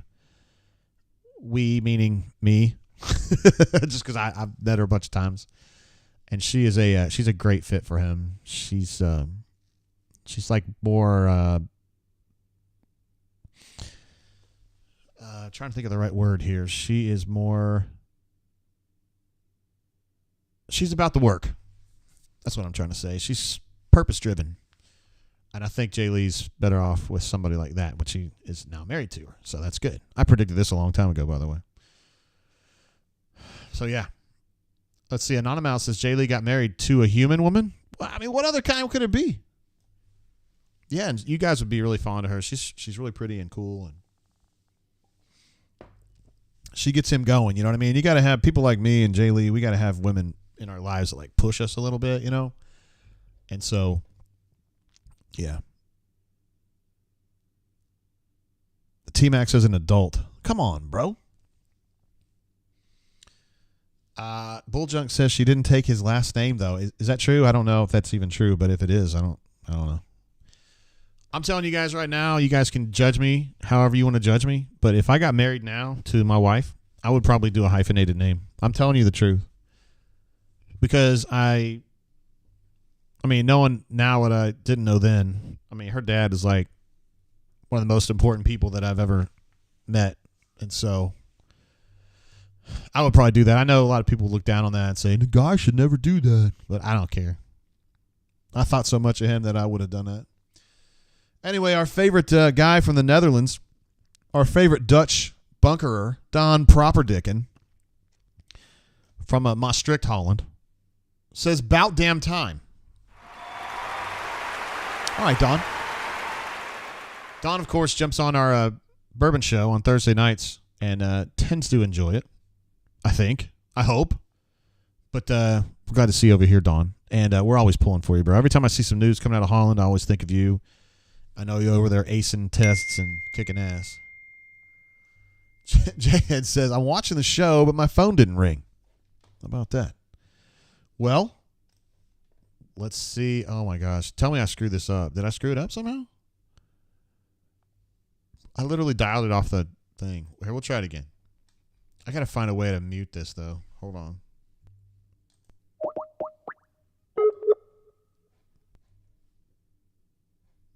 Oh, wait.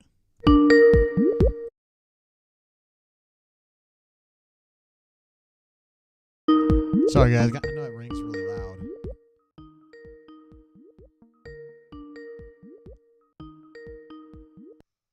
Yeah, we're having some telephony issues. It appears.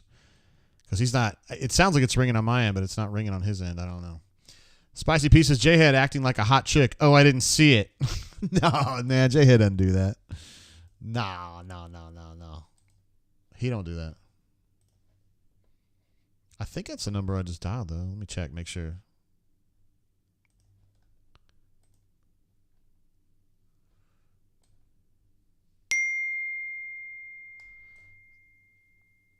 Yeah.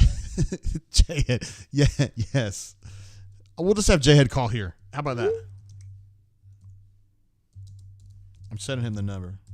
Sorry, guys. See, if you have a producer, then they handle all this stuff for you. Instead of me being the idiot going, I don't know how to make the phones work, guys. Anyway, Darkside says, JG, what's the bourbon show? So we do a bourbon show, my wife and I, on Thursday nights at 7. I think it might be 8. And we have a different channel. But I post it in the bunker for, literally the dozens of people that watch it. But, yeah, it's just a show. My wife really, really loves, like, she just wanted to be part of a show with us together, like doing it together. And so we just started that show on May 1st, and we do one every Thursday or most Thursdays. She just loves being part of it, and she's great at it. She's a lot of fun. You can check us out on the YouTube. It's called The Bourbon Blend, and it's on YouTube. We put all our shows up. We just did our 13th show the other night. We had Denton's mom and Denton's dad with us there at the at the compound where we do the show. I don't tape that show here. This is at the headquarters, but we do that one. It's just called The Bourbon Blend. If you type in like Jay and Courtney Bourbon Blend or whatever, you'll probably find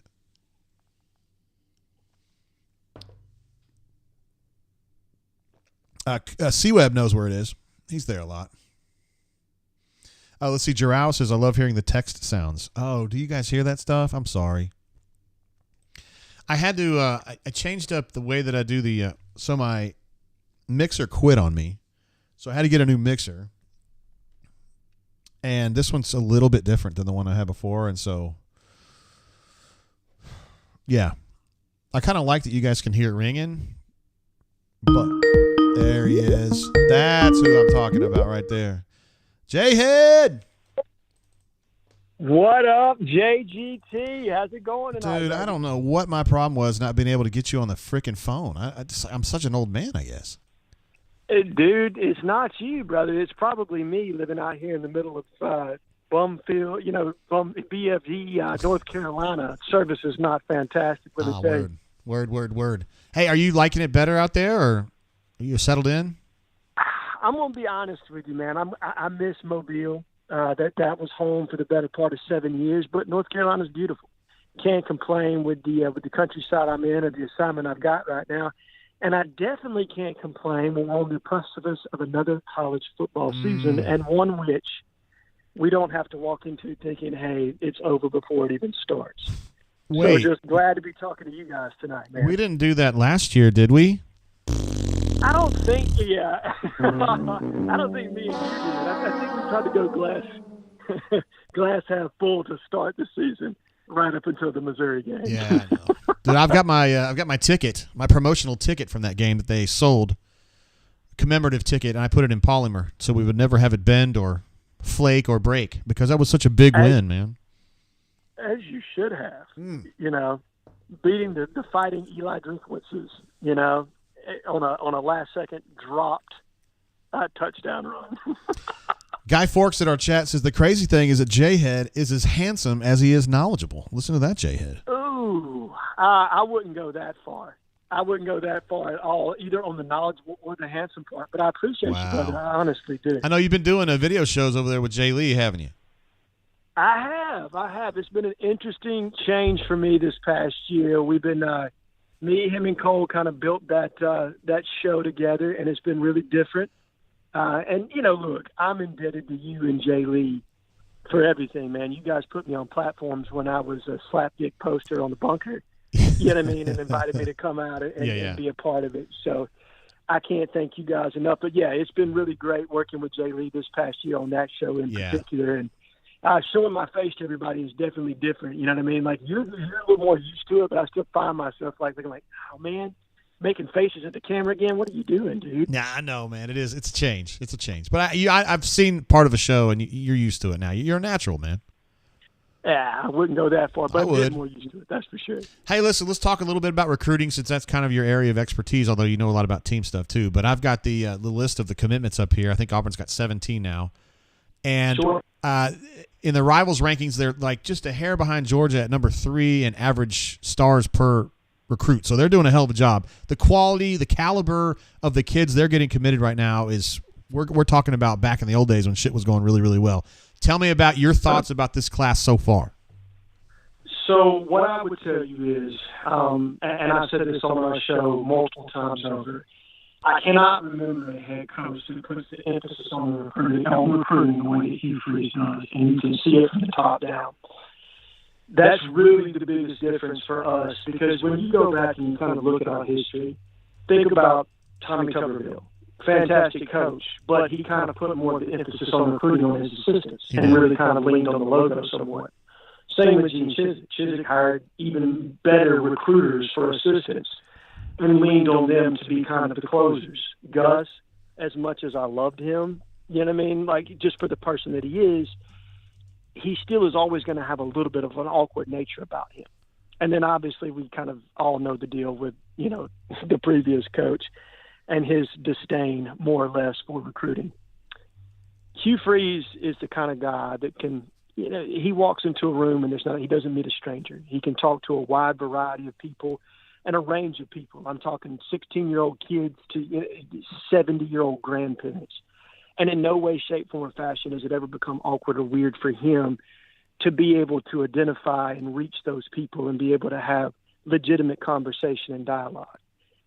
And then the importance that he puts up every day, whether it's FaceTiming with recruits or calling recruits, he's got a schedule each and every day. It doesn't stop. And he understands that these first 2 years are make or break for him, because it becomes incredibly more difficult to recruit if wins don't translate on the field after year 2. Everybody gets a pass in year 1, right? For the most part. Yeah. You can go 6-6 and you can still recruit in the top 10. It's not till you come to the conclusion of the second year things aren't really going in the right direction, which I don't anticipate to be the case. But even if it weren't, you still kind of get a pass in year 2. By year 3, what you've done in recruiting is what you have, and it's going to be extremely hard for you to recruit if the product on the field is not where you need it to be. But he's attacking it. He understands what it is. It's a talent acquisition issue that we have at Auburn right now, and you're just talent deficient in certain spots. Now, they did a great job in the portal, kind of filling some holes, but a lot of those are one-year stopgaps that you and I both know. They're good floor setters, but they're not where they need to be from an established talent ceiling standpoint to really get this team competing for championships year in and year out. And that's what he's trying to fix. Anybody in this class of 24, really stick out to you? I mean, guys that you think are pretty damn special? I think it starts with Perry Thompson, right? I mean, you're talking about it's been a hole for us since Seth Williams, and maybe even before that, to have that outside alpha dog X wide receiver. That's what Perry is. And in Hugh Freeze's offense, you have to have that guy for it to work the way that it needs to. You have to have a guy that can go up, make plays in phase, catch back shoulder balls, really be able to use that catch radius and take advantage of situations in the RPO game, specifically on those choice routes, where if the quarterback and the wide receiver are on the same page, there are big plays waiting to happen. Because what this offense says at its core is a run, play action, post-snap adjustment by the wide receiver type offense that wants to take vertical shots down the field. Yeah. That's what it wants to do. And Perry's the guy that can absolutely do that and take the top off the defense. And then I think you look at DeMarcus Riddick, your other 5-star in this class. Now, he's not in any way refined as what he will be. He is just an absolute athlete right now that plays all over the field. When you watch him play, he'll line up at safety. He'll return punts, kicks, play down in the box off the edge. He also stands up at linebacker some, not as much as he's going to at Auburn, because he's a prototype real linebacker. In this scheme, he's still learning how to play linebacker. But once he sets his feet and gets with Josh Aldridge and they coach him up a little bit, he's the kind of guy that's got the skill set that you just can't teach, Jay. And he has the opportunity to take this defense to a whole other level. But those are the two guys that stick out to you right now. And then you got a bunch of other really good players in this class. But those are the two, to me, that are elite right now. They kind of set themselves apart from everybody else. What do you really like about Walker White at this point? Because I think he's he's the one that he wanted. There's no doubt about that. He picked him out very quickly and went right after him. Tell me what you like about him. The mentality. I mean, look, the physical skills are there. Like, you can watch him. He throws a very good ball. He can spin it. And very different to Robbie, which you can see on tape. And look, I'm not trying to bash Robbie when I say this, because he's the most physically gifted or dynamic quarterback on this roster, but he lacks the anticipatory part. And for a better word, pitch selection, right? Mm-hmm. You know what I mean? When he's throwing the ball, not every throw can be the same. You need to be able to change speeds and change velocity, and Robbie's still learning to do that. Walker White does that innately. That's not difficult for him. The arm talent's there. But what I love about a quarterback or any player is the ability to turn from play to play and to maintain that steady balance. And you can see that from him. how he plans, to be a leader for this team. He embodies the way you want a Power 5 quarterback to be. When you have to trust somebody to lead your offense, you're in the 2 minute, you're down by 6, and you got to go get 7 to win the game. You need somebody that's going to have that cool, calm demeanor that's going to have everybody rallied behind them, ready to go, organized and focused. And you see that work ethic from him, and you see that drive. So it's the intangible things, to me, that really make Walker White special. And what I think, when he comes into this, he's not going to be intimidated by a quarterback competition. He's going to go in, he's going to push himself. And whether he's the starter right away or not is kind of irrelevant. You want a guy to be able to kind of mature somewhat in a scheme, specifically in a situation where you have quarterback developers like Ken Austin, like Philip Montgomery, like Hugh Freeze himself. You want a guy to be able to kind of take his time somewhat. But when he does put his cleats in the grass, he's going to be ready to go.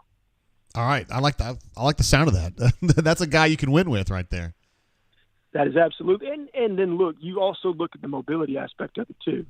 And I think Peyton Thorne is a sneaky athlete, right? And he's going to be able – he's kind of like Bo Wallace somewhat, and I think Hughes compared him to that, and that's what I would compare him to as well. But Walker White is a plus-plus athlete. And when you have a plus-plus athlete in this kind of an offense, you can do a lot of things in the run game where you can't overload or really kind of, overload the box somewhat, which is what we saw a lot of last year because of his ability to throw and run. Yeah, that's awesome. This team, this current varsity Auburn Tigers team, thoughts on what this team can accomplish? For me, Jay, staying in the vein of realism, I think the floor is 6-6 for this team. I think the ceiling is probably 8-4. And I think if you get 8-4 in a top 10 recruiting class this year, Hugh Freeze will have worked wonders, and everybody should be giving him a round of applause for that. You and I both know what the ruins that this team was left in. Absolutely. Coming out of this past year, and every hole that they had to plug because of kind of failures in recruiting stemming from Gus's last 2 years pushing all the way through Harson's 2 years at the helm. And I'm not trying to bag on the kids that were there, the kids that stayed. It's just you can see the talent differential on the field, specifically in certain games we played last year. Now, you can get by with scheming up certain things, but up front is the major difference. And I love the way they have retooled the offensive line. I think you're going to be top half of the SEC on the offensive line. And I think the offense, honestly, is going to be able to put up points against everybody we play. I don't think that's going to be an issue. What scares me somewhat is still the defensive front, because you lost your 3 best players on the defensive front last year, Derek Hall, Kobe Wooden, and Eku Leota. And if Leota had stayed injury-free last year, I think he would have been drafted as well. I don't know that you have the top-end talent that you had last year on this defensive line, or on this year's defensive line that you had last year. I think we're deeper, but I don't know that you have the top-end talent. So that scares me somewhat. And then the linebacker play, what are we going to get out of Austin Keys? I think he's going to be an upgrade, but he's injured right now. Yes, what are we going to get out of Larry Nixon coming from a G5 program in North Texas? You don't know just yet. So there are a lot of improvements there. But I think anywhere between 6-6 and 8-4, and I lean towards the record actually being 7-5, with an upset against somebody that you probably shouldn't beat. I mean, I think we're going to be dogs in a lot of the SEC games we play, minus probably Mississippi State and Vanderbilt.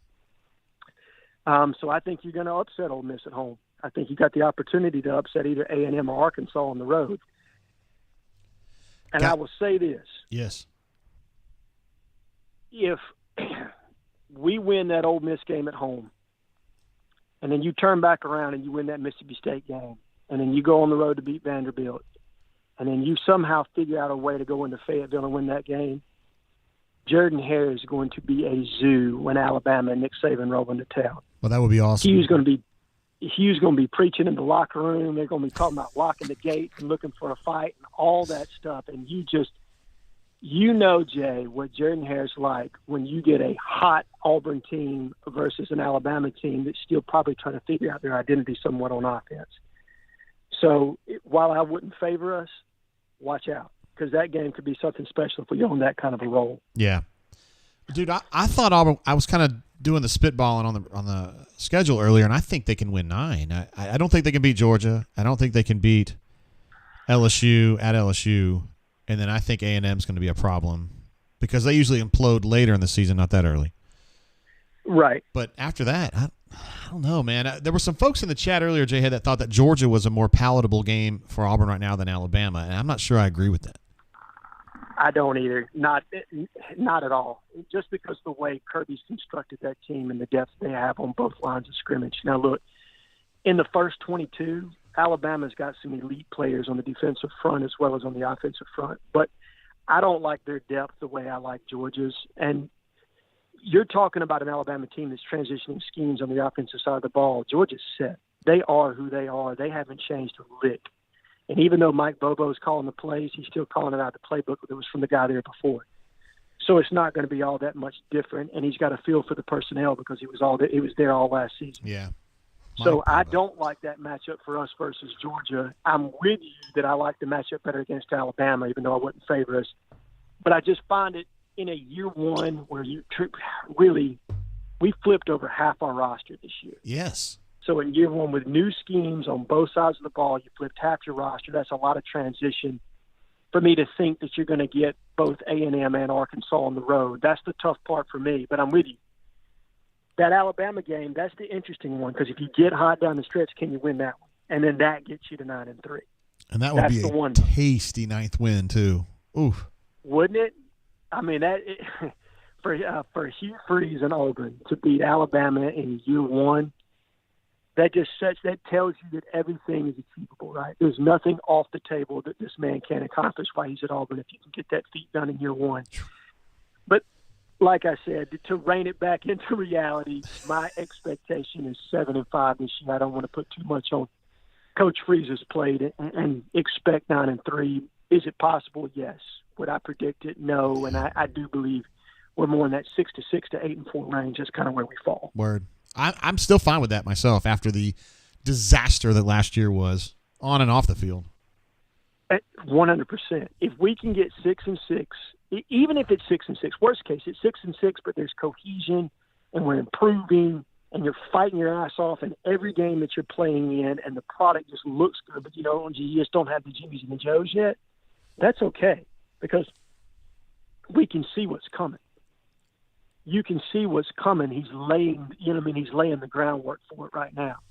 And if he gets to 8-4 and he beats a couple teams, and I know he wants that Ole Miss game. Jay, look, He can say, Coach Freeze can say whatever he wants, and brother, I'm with you. But he wants that game for all the reasons that Auburn fans want it as well. That's going to be a big one, man. The Ole Miss people don't like me very much, Jay-Head. They used to, but they don't like me anymore. So. Well, I think there's some good people over there. I think they're a little misguided with how they feel about certain things. And look, at the end of the day, Lane Kiffin is a better fit at Ole Miss than he would have ever been at Auburn. I agree. Hugh Freeze is a significantly better fit at Auburn. It played out the way it should. Now, if they're listening tonight, I'm about to say something they're not going to want to hear, and that's that you can bank on it. That Lane Kiffin's going to lead your ass the first time that he thinks he can go to a Power 5 job, this top 10 in the country. If A&M were to open up after they can Jimbo, he's going to try to get that job. Hell yes. Just watch. He is not a lifer at Ole Miss at all, and that's not me taking a shot at the Ole Miss program. That's just me telling them who Lane Kiffin is. Yeah, we know who he is. He wants to be a cosmopolitan, big-time coach at a big-time program with lots of money. I mean, yeah. Correct. Yeah. Nothing wrong with that. No. Look, to each his own. And look, let's be honest here. Why is Texas A&M attracted to a coach like Lane Kiffin? Because he thinks that NIL is the end-all, be-all as it pertains to recruiting. And, Texas A&M has a very healthy NIL situation. So for a guy that's not overly motivated from the recruiting standpoint, having the financial backing of just having guys wheel and deal in the background is pretty appealing. Yeah, for sure. Jay-Head, man, it's awesome. This is our first show we've had since the first football show we had since Hugh got hired. So it was awesome to have you on here. It's not a true brain drain if you're not on the show. Brother, I wouldn't have it any other way. I hope I get an opportunity to be on there if it works out for you each and every week. Yeah, I hope so. Love the show. Love you guys. Love the show. Love the platform, man. And everybody in the chat tonight, I hope you guys have a great night. Everybody take a shot from me. And look forward to talking some more ball as the season goes on. And hopefully we can talk about a very impressive win next week after UMass. That's what I'm talking about. All right, J-Head. Appreciate you, brother. Love you, Jay. Talk to you later, buddy. See you, love you, man. Bye. There he is, J-Head. I even gave him the goat emoji on there because I think a whole lot of him. He is what we thought he was. He's a unapologetic Auburn fan. He is a intelligent person, and he's a good human being. It's just all that. All that. Fat Crack jumping in. JGT, hope all is well, sir. War Damn Eagle, my God. Let me give you an applause for that one. Somebody had asked a great question earlier, and I don't remember what it was, but it was something cool. Also, we got number 19, either is or was in the chat. Well, he was in the chat for sure. He may still be with us. Blake Dupay says, thanks, J-Head. Have a blessed night. Blake R. says, thank you, J-Head. Love you, J-Head. And Auburn Dad for Life says, love J-Head. Everybody loves him. He has a high score with me. I didn't know he was so universally adored. Everybody here knows him. I didn't know he's like such a cult of personality kind of dude. We got some new folks. The War Report guys have popped up too, man. They have they crossed, 10,000 subscribers on their channel. I think everybody knows Mike G and Ike now, and hell, all of them. B. Will, C-Dub, doing good work over there at the War Report. Guys that I've been aligned with from the very beginning. I think I was their first sponsor, actually. Just talking to Mike G back in the day about his vision for what they could do and what they could become, and he's put a lot of work into it, and also just like he's, as you guys know, if you guys watch the War Report, he's had to deal with a lot of health issues that he did not foresee, and he's still fighting, man, still fighting, and that's what I love about that guy. Number 19 says still here dealing with puppy cleanup. Hey now. And Spicy Peace, his War Report fireside chats are amazing. A lot of effort goes into those, man. They make it look so seamless and easy, but it's hard-ass work. And, they do a great job with that stuff. Auburn Dad for Life. What's up, brother? He says, sorry I was late to the first show with the best hair on the air, JGT. Fat Crack says, JGT, have you guys talked any recruiting night just got on? Yeah, hell yeah. We just had, J-Head was on just now. I got to change that. He's not here anymore. But we just we just got off the air with J-Head, and he spent probably 10 to 12 minutes talking about this class. And we didn't really talk about stuff moving forward. I know that Raven had asked earlier about DeAndre Carter, the offensive tackle from Santa Ana, California, who's going to commit, I believe, on the 2nd of September. I feel pretty good about that one going for the good guys. I would probably put that at 90% right now. Some weird things happen sometimes, particularly out on the West Coast because he's a long way from home. And there's some folks out that way that are trying to get involved. But, I think Auburn ends up pulling that one. I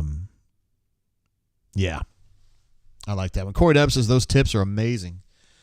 They're not very popping right now because I've cut my hair like 3 times since the last time I colored it, and so there's not a lot left. But I'm going to get it colored here next week, so it'll be Gucci. We'll get back where we're going. So Auburn, was it Auburn Dad for Life who asked about the recruiting? Yeah, it was Fat Crack. My bad, Fat Crack.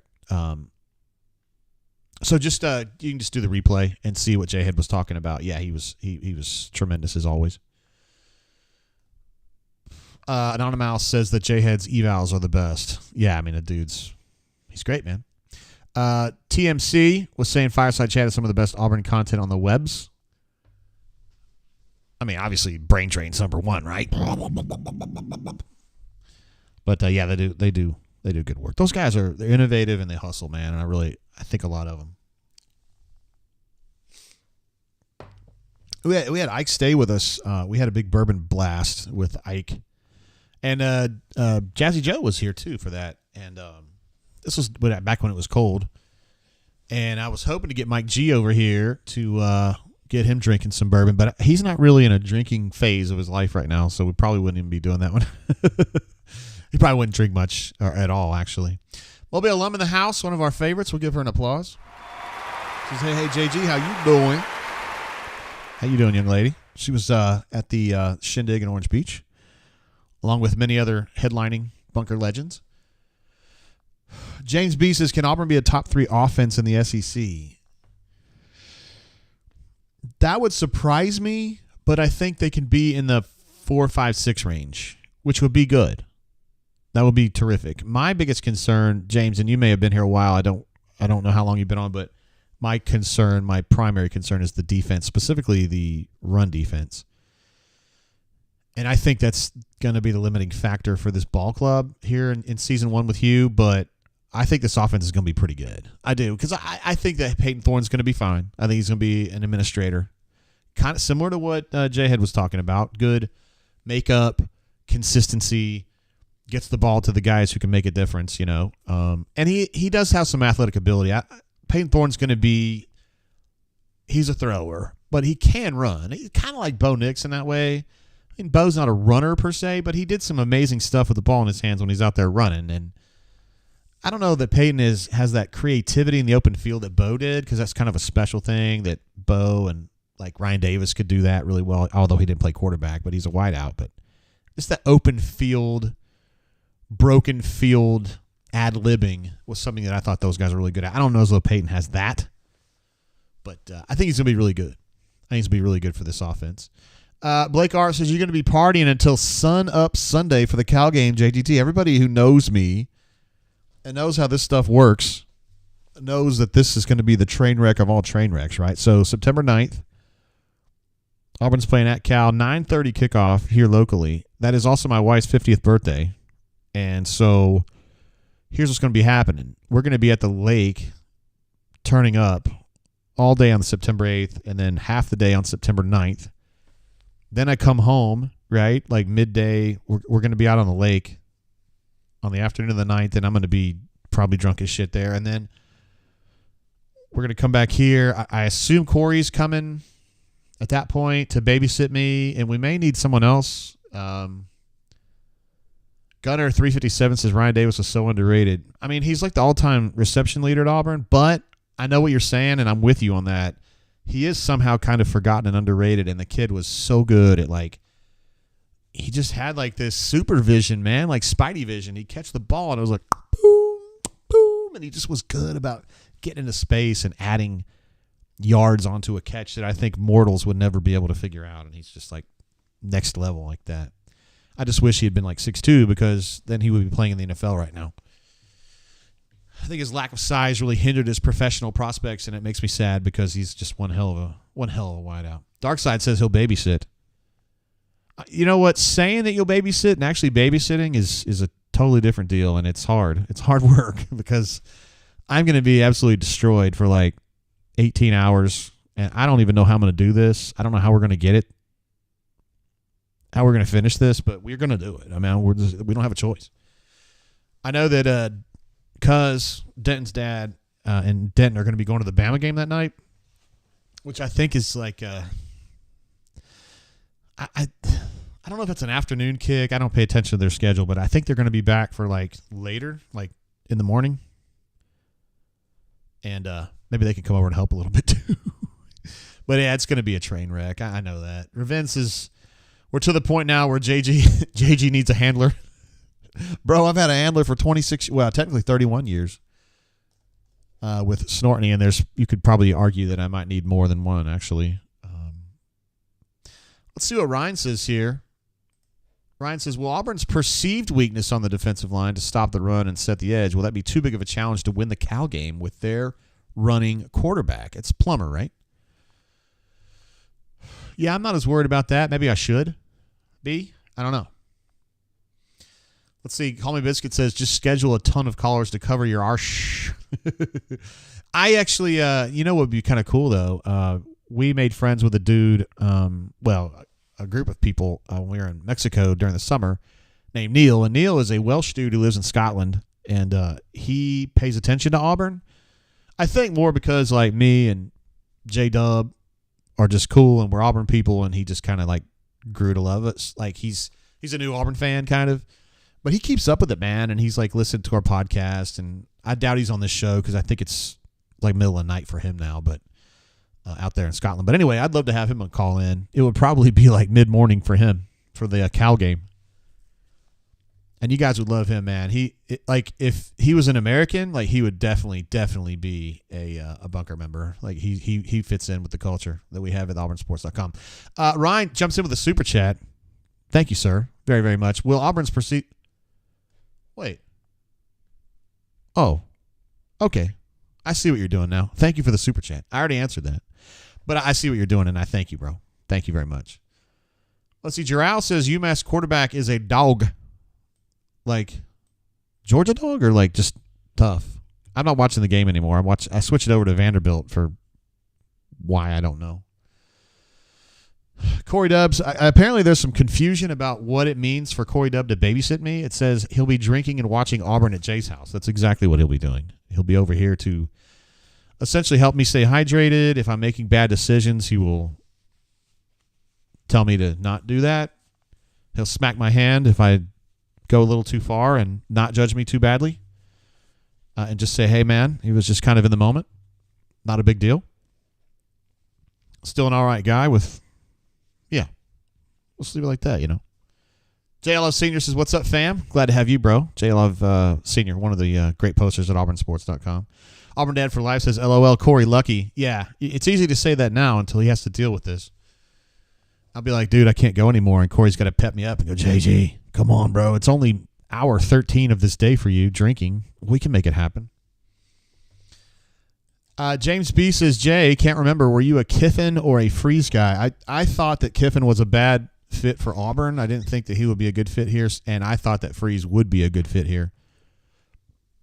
I didn't really have a dog in that fight, though, because I didn't really care that much. I mean, like, I care, but I don't care about that. I mean, I don't know, man. I'm 51 years old, dude. Like, there's a lot of shit that goes on in the world that you don't have any control over. Me, you, anybody else. And so I'm generally content now to just kind of watch those things unfold. So it was kind of, for me, it was like Auburn's going to get whoever they're going to get, and I'm just going to roll with it at that point. But I would have chosen Freeze. I just thought that he was a better fit than Lane Kiffin. Kiffin's a terrific. I think he's the best player caller alive, pro or college. But I also think that he has an off-putting personality that I don't think would have worked here as well. And Freeze is such a consensus builder. But I do want to say this, like, don't take this the wrong way, but like, it's kind of it's a role that Freeze plays. I don't think it's actually him. Like, what I mean is the consensus building politics guy that Freeze is. He's really good at it, but it is a role that he's playing. Like with Tubb, it wasn't a role. It was really actually him. Now, it's easy for me to say that now he's a U.S. Senator, but I said that the whole time he was here. Like, I covered him the minute he set foot on Auburn, and I was there when he left. And I still know him real good. Yeah, I still know him real good. And that wasn't a front for him. I mean, I'm not going to say Tommy was always, like, super straightforward, but the politicking stuff was just him. With Hugh, it's like it's a role.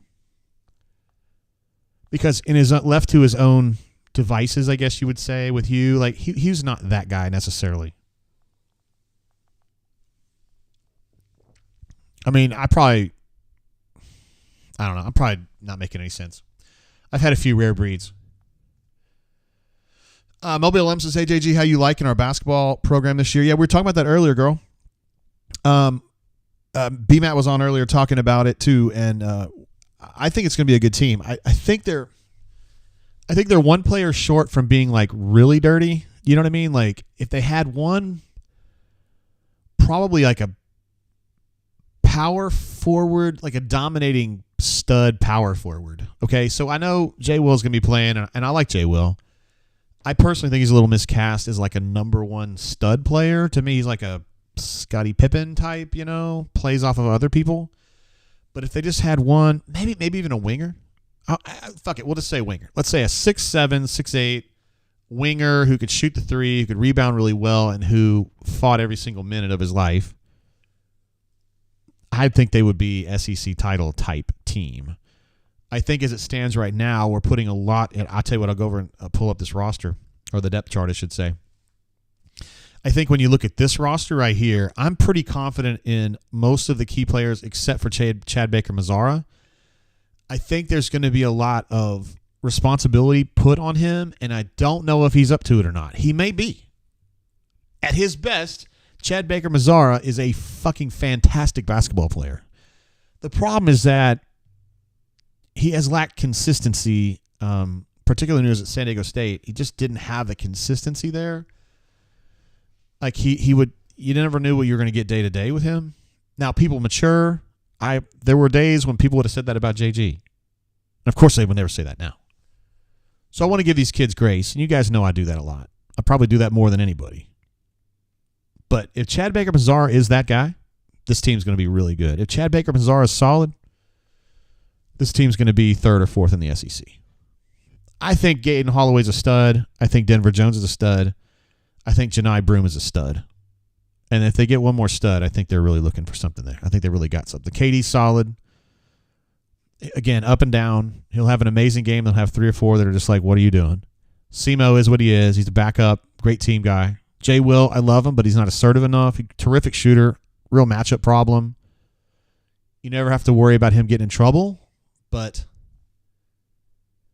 I don't think that he has it in him to be like this really assertive, take over a game kind of thing. I mean, golly, guys, he's been playing long enough.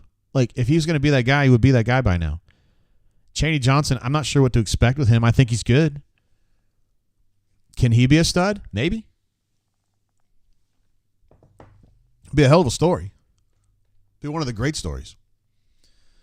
Anonymous says, you mean like Flory Badunga? Oh, you bastard. You bastard. Why are you doing that? Jarrell says, we taking calls tonight? Hell yeah, we are. I've got Skype open. I was talking to, we had a 20-minute call with J-Head earlier. We had a 10-minute call with B-Matt earlier, so it is popping. Anonymous, you just made the list, brother.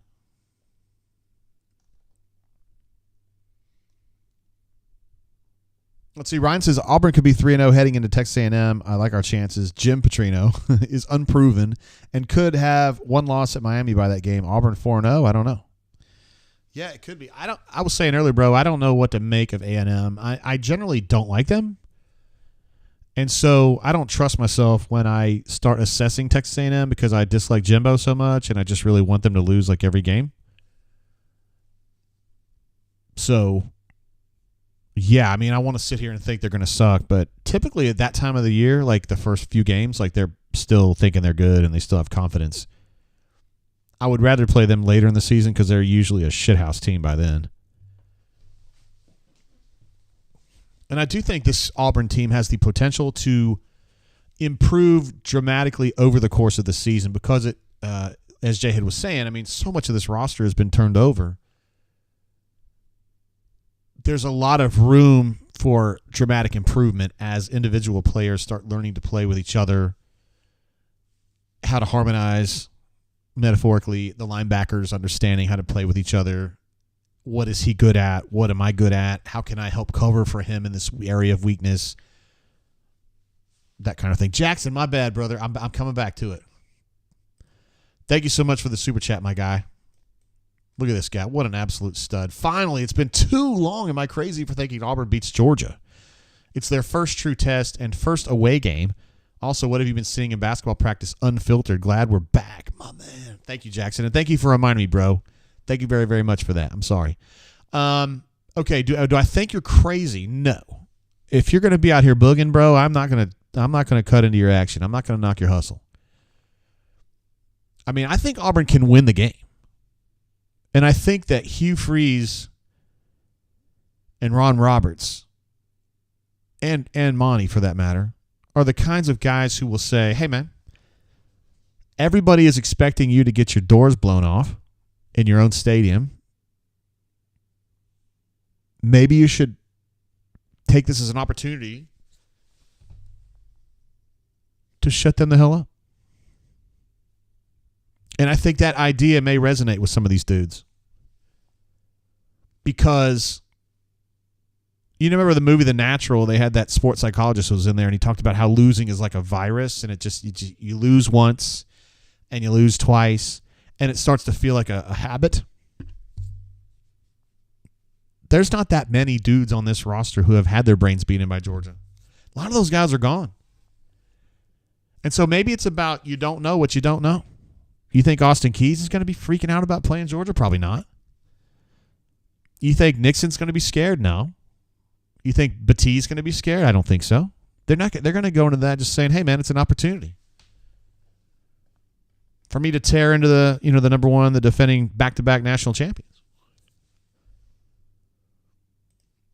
Tony McDaniel says, "Cannot see how Bo Trino can coexist." Oh wait, hold on. My man Jackson asked something else too. He said, "Also, what have you been seeing in basketball practice?" Oh, God bless. Unfiltered. Glad we're back. Yeah, unfiltered. So they really don't like us talking very much about practice. I think BP would probably, I don't know if that's fair to say. When it comes to basketball coaches, they are generally very, very paranoid. More so than, anyway, BP generally is very cool about how much access he gives us. He's very cool about it, and he understands the media's job. Part of that is that he was kind of like media sort of with ESPN for a number of years, so he kind of gets what we're dealing with. And I just think he's a guy that like if he's working around a reporter or who the fuck ever he's around, I mean, even if it's like a janitor or whatever, like he just has this natural human curiosity to like ask people how they're doing, what's up with you. Like he's just that guy, right? He walks around the complex or the basketball arena and he just talks to everybody because he's just that guy. Like maybe Hugh isn't like that, okay? Anyway, he really wants to give us access. He just doesn't want this stuff posted on the board. So we haven't written much about it. We've been to some practices. They are practicing now. And so I don't want anybody mad at me, but I'll just give you the really quick version here, Jackson. Holloway, stud. Denver Jones, pimp. Baker Mazzara, not sure. Jay Will, please be more assertive. Janai Broom, stud. Scott, don't know why he's here. Chaney Johnson, possible. Semo, KD, Trey. We'll see what happens. Aiden Holloway, good. Bull Junk, he says, JG Jackson, thank you, bro. I'm sorry that I missed that initially. Bull Junk says, JGT, Goonies or Stranger Things?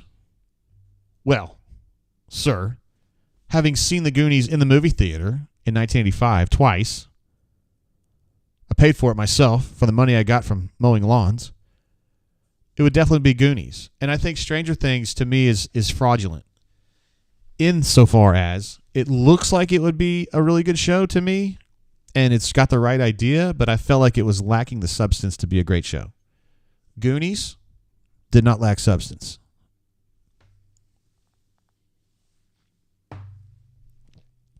So that's how I feel about it. An underrated part of the Goonies is, first of all, the red-haired chick is fire. We would all agree with that, right? Because we don't ever hear about this chick. She's like out of business now. 2, in the beginning of that movie, they have like a scene where they're like following a Jeep. It's like a Jeep car chase on the beach. Amazing cinematography in that. Nobody ever talks about it. So there you go. Great question, Bull Junk.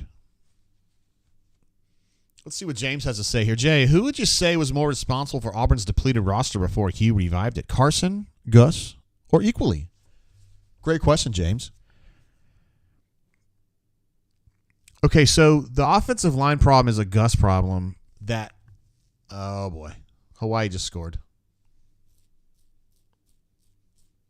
They called that to the house, although to be fair, like he just caught the ball in the end zone. I don't know if he took it to the house. I mean, the ball went to the house, I guess. I don't get the to the house thing on that one. Offensive line was Gus. Harsin didn't fix it. Some of the other spots, Gus had it covered, and Harsin lost. He dropped the bag or spit the bit, however you want to call it. They just didn't understand, I think, the innovation that it takes to be a great recruiting group in the SEC. You can't just be like, hey, man, we're going to have a great visit, and we're going to have lots of cool balloons, and we're going to have some cute girls that are recruiting for us, and we're going to really wow the parents with some great PowerPoints and shit like that. I mean, Harsin was here in the NIL era. Like, he was here when you had to have money to show these folks, you can make this money, we can help you understand how to manage your money, that kind of stuff. And he just punted it all. He was like, it's somebody else's job to deal with that. And Hugh does not look at it that way. Hugh has some great folks around him in the NIL game, but he does not look at NIL as it's someone else's job. He looks at it as part of his job. And that's the key difference between Harsin and Freeze. You didn't ask me that question, but I'm telling you right now. So mostly I would blame Harsin, James. But for the offensive line, I would probably blame Gus because he's the one that was in such a funk about offensive line recruiting. I mean, for fuck's sake, dude. Let me just looking at this. When's the last time Auburn had a high school offensive lineman that they signed who ended up being like a legitimate starter? I mean, Cam Stutz is going to do it this year, I think. But, I mean, dude, he's been here 4 years. Like, the only way that they could put this offensive line together was to go out there in the portal and start snatching up dudes. I mean, this two deep is mostly guys that Hugh had to go out and get. I mean, Jeremiah Wright is kind of a special situation where he was a defensive lineman to start with and tore his knee up, and now he's an offensive lineman. So, I mean, whatever. Tate Johnson is kind of a holdover. Jaleel Irvin's a holdover. And Cam Stutz, as mentioned before, I mean, he's an amazing story of a kid that just put his head down and kept working. But, I mean, I'm still waiting, you know? Like, I'm still waiting. Where are the fucking... I'm seriously, I'm not trying to be, like, harsh on these folks, but, I mean, where are the Reese Dismukes? You sign him out of Spanish Fort, and he plays 4 years at center. He's like a Remington Award winner All-American his senior year. I mean, where are those guys? Where's Marcus McNeil? Where's Tyrone Green? I mean, Braden, we always love talking about, Braden this and Braden that. Braden was an amazing offensive lineman, but they backed into him. I don't know. I don't even need to go on a rant. Darkside said, I mislit JG. Well, guess what? You're getting him right now, Darkside. I've had a few, my G. Ben Grubbs. Thank you, Ryan. Ben frickin' Grubbs. I knew him as a fullback from Elmore County. Yes, sir. Then he went to defensive line. Then he went to offensive line. Call Me Biscuit says Harsin made no sense and understood nothing. He quiet quit. Auburn is coming off a 2-year probation due to the potato.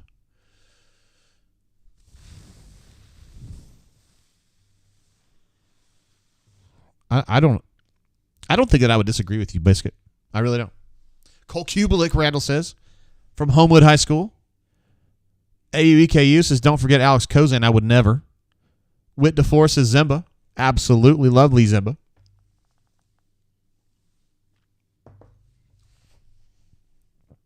But that's a long time ago. Lee Zimba probably signed here in what, 2000? 2001? 2002? I don't know. Forever ago. Greg Robinson, Blake says. Still the greatest athlete I've ever seen at offensive line myself, personally. Corey Dubbs says Timmy Duckworth. What a stud that guy is. Every time I see Timmy D, I see him at a game. Well, I haven't been to a game in a while, but I used to go to games. And he'd be feted on the field or something, and I just love Timmy D. You know, he's one of those when people ask me who's your favorite Auburn player, I always forget talking about Timmy D. I always say it's like Quentin, just the guys that I actually had a relationship with. Quentin Senderick, Brent Shaning in baseball, Hayden Galimo in baseball, Jonathan Schuerholtz in baseball.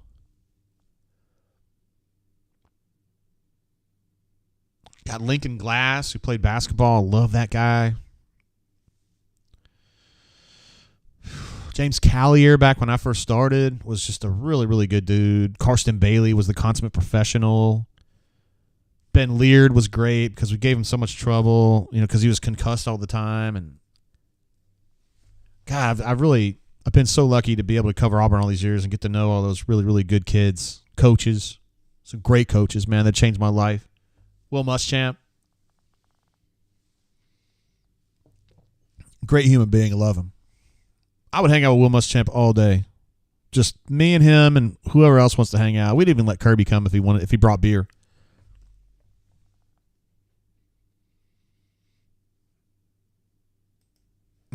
Joe says, didn't Gus grab most of these online? That made me laugh right there. Whale Driver says, Cole Kubelik tried to pick a fight with me when he was drunk.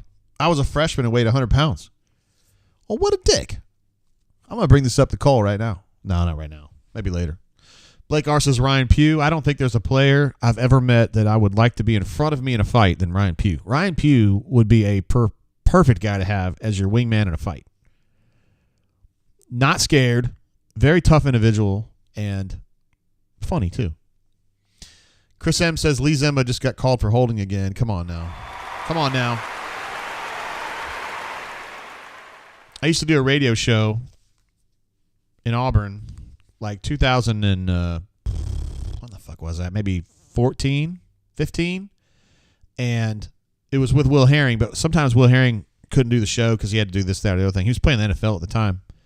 And Lee would always come over and be like the pinch hitter. And I got to know Lee pretty good doing that show. And he is a really cool dude, man.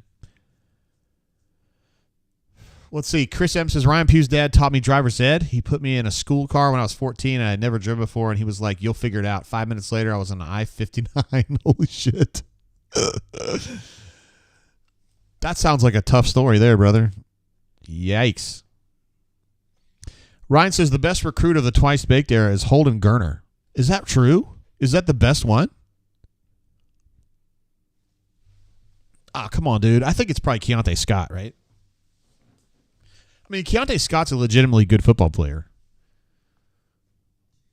So that's who I would go with. And he came on the scene last year.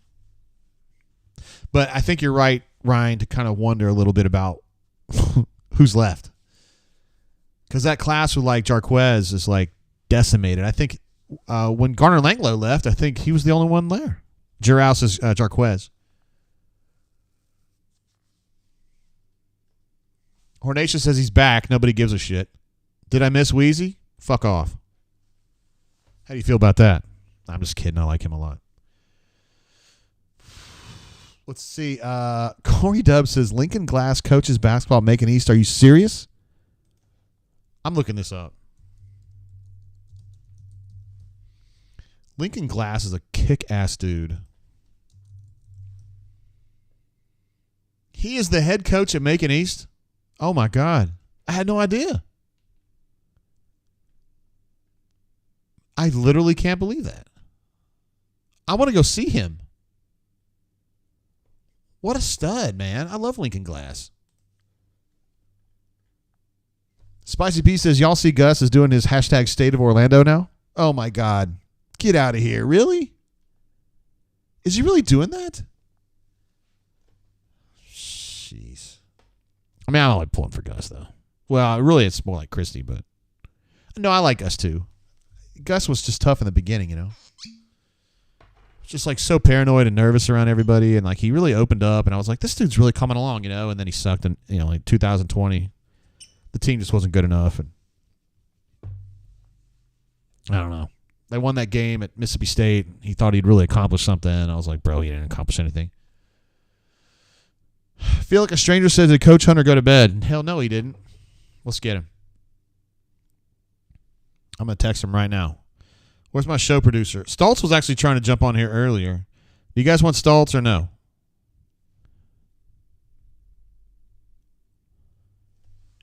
I texted Coach Hunter. We'll see if we can get him on here too, because I love Coach Hunter now. He's a good dude. I wish some of these idiots on the bunker, and we have some idiots in the family. It's okay. We still love them. They're idiots. I wish they would start a fight with Hunter in real life, so we could pound them into like the pavement, and they'd be like this tall. You know, he just. Juraus says Hunter kicked ass last night. Stanhope won 42-13 against Shades Valley. And we are we're all Stanhope Elmore fans now, honestly. I mean, if we weren't before. Okay, so Coach Hunter is driving home right now, which means I think we should probably go to Stoltzy then. So let's think about that. Stoltz after Hunter. Yeah, we can't get Hunter right now. Wait, Jay, wrong app, dipshit. All right, let's see if I can get Stoltzy to answer this bad boy.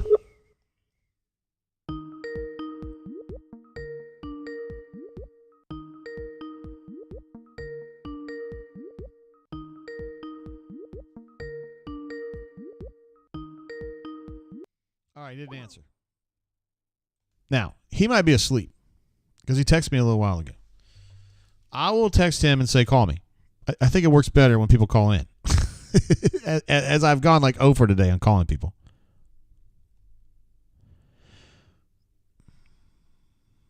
Got to send him the number, though. I'm sure he doesn't have it. Send it to him. We'll see who calls in. Let's see. James B says, Jay, one more question. Thank you, Corey, for telling me about Lincoln Glass. I'm going to go see him. One more question. Was the quarterback competition as close as it seemed, or was Hugh pushing? I got to try to make sure that I get my guy in here. Was it as close as it seemed, or was Hugh pushing a narrative to push Thorne? Longtime bunker member, first time on Drain, enjoying it. We're glad to have you, brother. I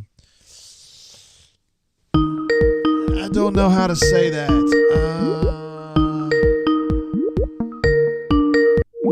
God, you guys are going to have to hear all that ringing now, aren't you? Fuck. Totally forgot about that. Let's see. Feel Like a Stranger says he's watching Murder, She Wrote and drinking at Bartles and James. That's probably about right, honestly. No surprise. Tony, what? No surprise Stoltz is available on a Saturday night. Yeah. Mm-hmm. Bulljunk says watching Murder, She Wrote. Probably so. Joe wants to know what I think about the blue. Oh, wait. Oh, hold on, James. Joe, let me ask some James questions first. Was the quarterback competition as close as it seemed, or was Hugh pushing a narrative to push Thorne? I don't know how to answer that, my guy, because I have an answer in my head, and then I have an answer that I got to tell you.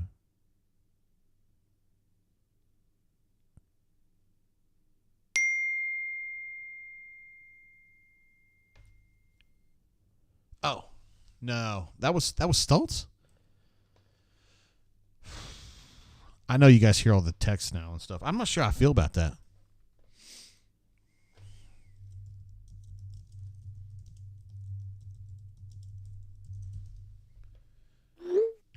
All right, apparently that was Stoltz. I don't know what his number is, so when his number came through, I didn't recognize it, and I was like, oh, I can't do that right now.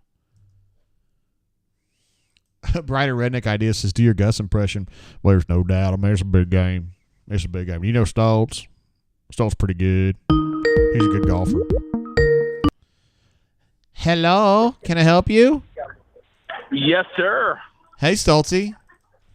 Hey, buddy. I didn't recognize your number. That's the problem. My bad. Oh. How do you not recognize my number? I don't know. Well, it's so it doesn't come through my phone. It comes through Skype, so it doesn't know your number. Oh, okay. But you just come through as like a bunch of digits, and I didn't recognize the area code. It's not Alabama. That makes sense. What is going on with you? What are you doing tonight? I'm having dinner right now. It's 9:20. All day at the lake. Spent all day at the lake. Did you drink any bourbon today? I haven't not yet. I'm waiting to get home to do that. Okay, you can just drink at home. That's fine. Yeah. Spent like 6 hours in the Lake Martin and with some friends, and yeah, it was great. Did you see any hot girls?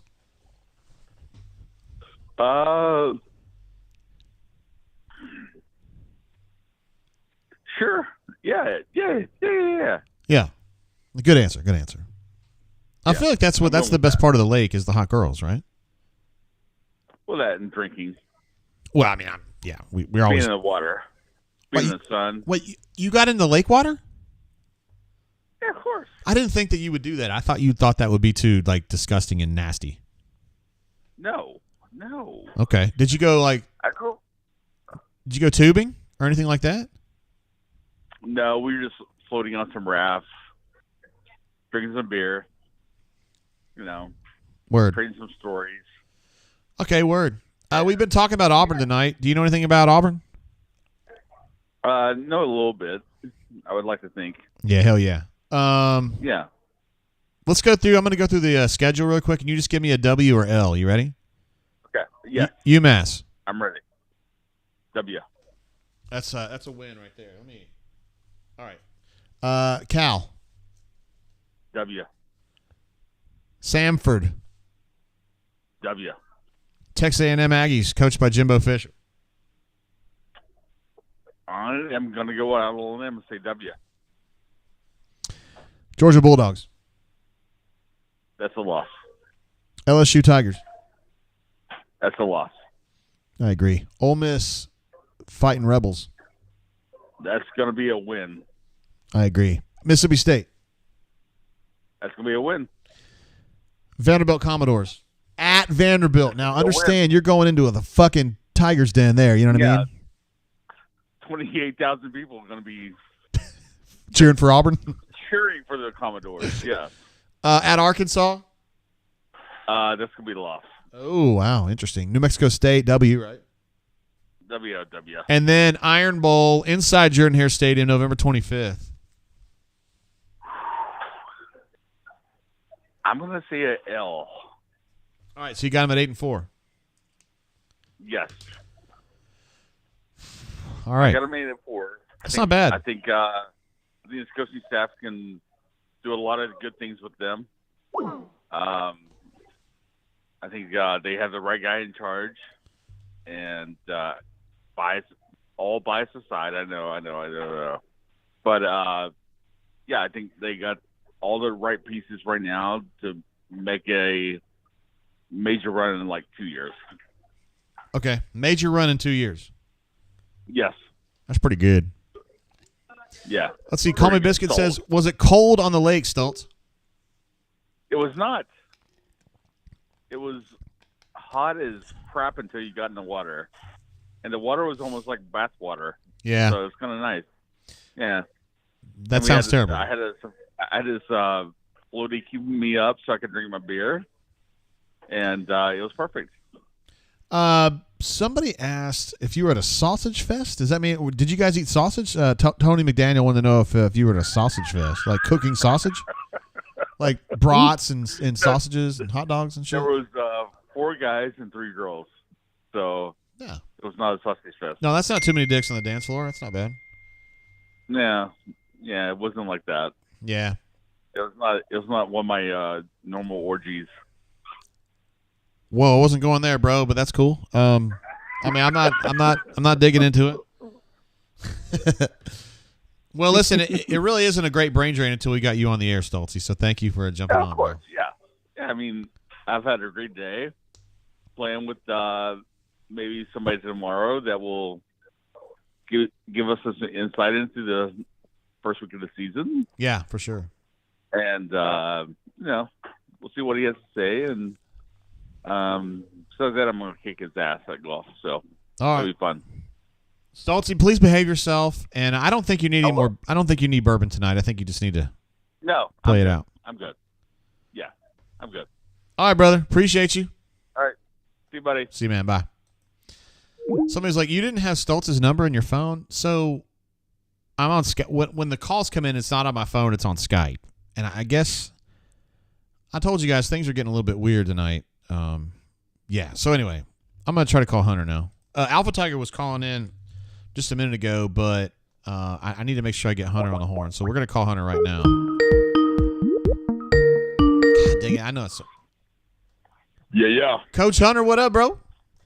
What's up, JG? Talk to me. Well, we've just been talking about how awesome you are. I mean, really. Fallacies, lies, falsehoods. No, you're a bad mofo. There's a lot of. I want to see you kick somebody's ass. When's the last time you actually whooped a man's ass? Probably like 2006. I mean, did he bleed? If it bleeds, we can kill it, man. Anyway, I've tried to be like kind of low key about what you're up to. I mean, I don't like to say. I mean, are you like out about where you're working and what you're doing and who you are and stuff? Yeah, man. You can go with it. I mean, Hunter's the head coach at Stanhope Elmore. We're all Mustangs, so. And you guys levied you had a nice win. I'll put it that way. You had a nice win last night. Strong start, man. Good way to start the year. 42-13, something like that? Yeah. against Shades Valley? Yes, sir. And y'all got another game coming up this Friday, right? Yeah, we got Eufaula coming to Millbrook. Ooh, Eufaula's pretty good, man. Oh, they're always tough, man. I mean, historically, really good football program. Auburn is historically a very good football program, but they haven't been lately. Yeah. We've been wandering in the abyss for a little bit. You know how out in the desert and stuff. Jason Campbell is not where they want us to be. Jason Campbell is booging big time. He thinks his team's going to be really good. They're going to beat Georgia, et cetera, et cetera. What do you think about this team? I think the people that are prognosticating 5-7 or 6-6 are selling the staff and the additions short. You know. But at the same time, there is the reality that Alabama and Georgia are loaded, as always.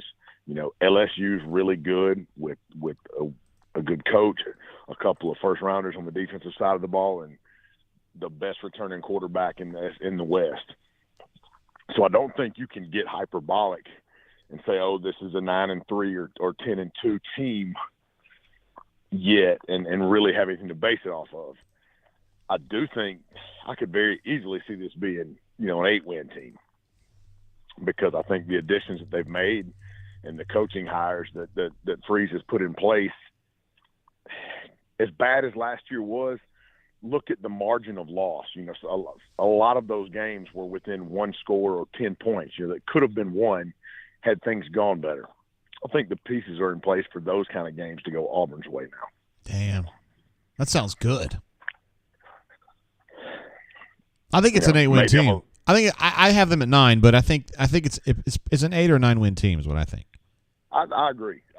You know, I think something has to go wrong, you know, for them not to get there. I think they're better than both of the Mississippi teams. You know, I think I don't buy Arkansas. I don't think Arkansas's roster is near as good as people think it is. You know, just you've got a returning quarterback who's a big athlete who's always been pretty good, but he's in a new system. Yeah, you got Sanders at running back. But they're going back to more of the traditional Pittman offense, you know, that mid-2000s pro style that Bama and Georgia used to run. And I only have the dudes up front to do that and be really great at it. And they don't really have the perimeter threat. So I'm not sold on Arkansas either. All right. You know, Auburn has some trouble at Arkansas a lot of times, though. Yeah, they do. There's a little bit of a jinx there. But, you know, new staff, new mojo. Hopefully that changes. Yeah, that'd be good. And at Vanderbilt, probably win that one, right? Should. You know, game's not played on paper. That's definitely one you should win. Yeah, for sure. Hey, you ever encountered DeMarcus Riddick in your travels when you're playing and stuff? Watched him from 2 rows up last Friday night when we were scouting Russell County. Oh, word. Okay. He's pretty good? Yeah.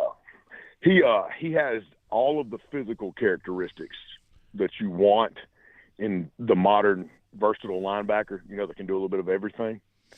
I still think he's really raw as a football player, that he's got some growth to do there just from a football DNA standpoint.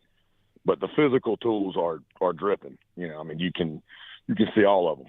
But I don't think he's a plug-and-play guy. Okay. Huge win. I mean, he's a guy that if you develop right, he's a day one NFL draft pick if you develop him right, you know.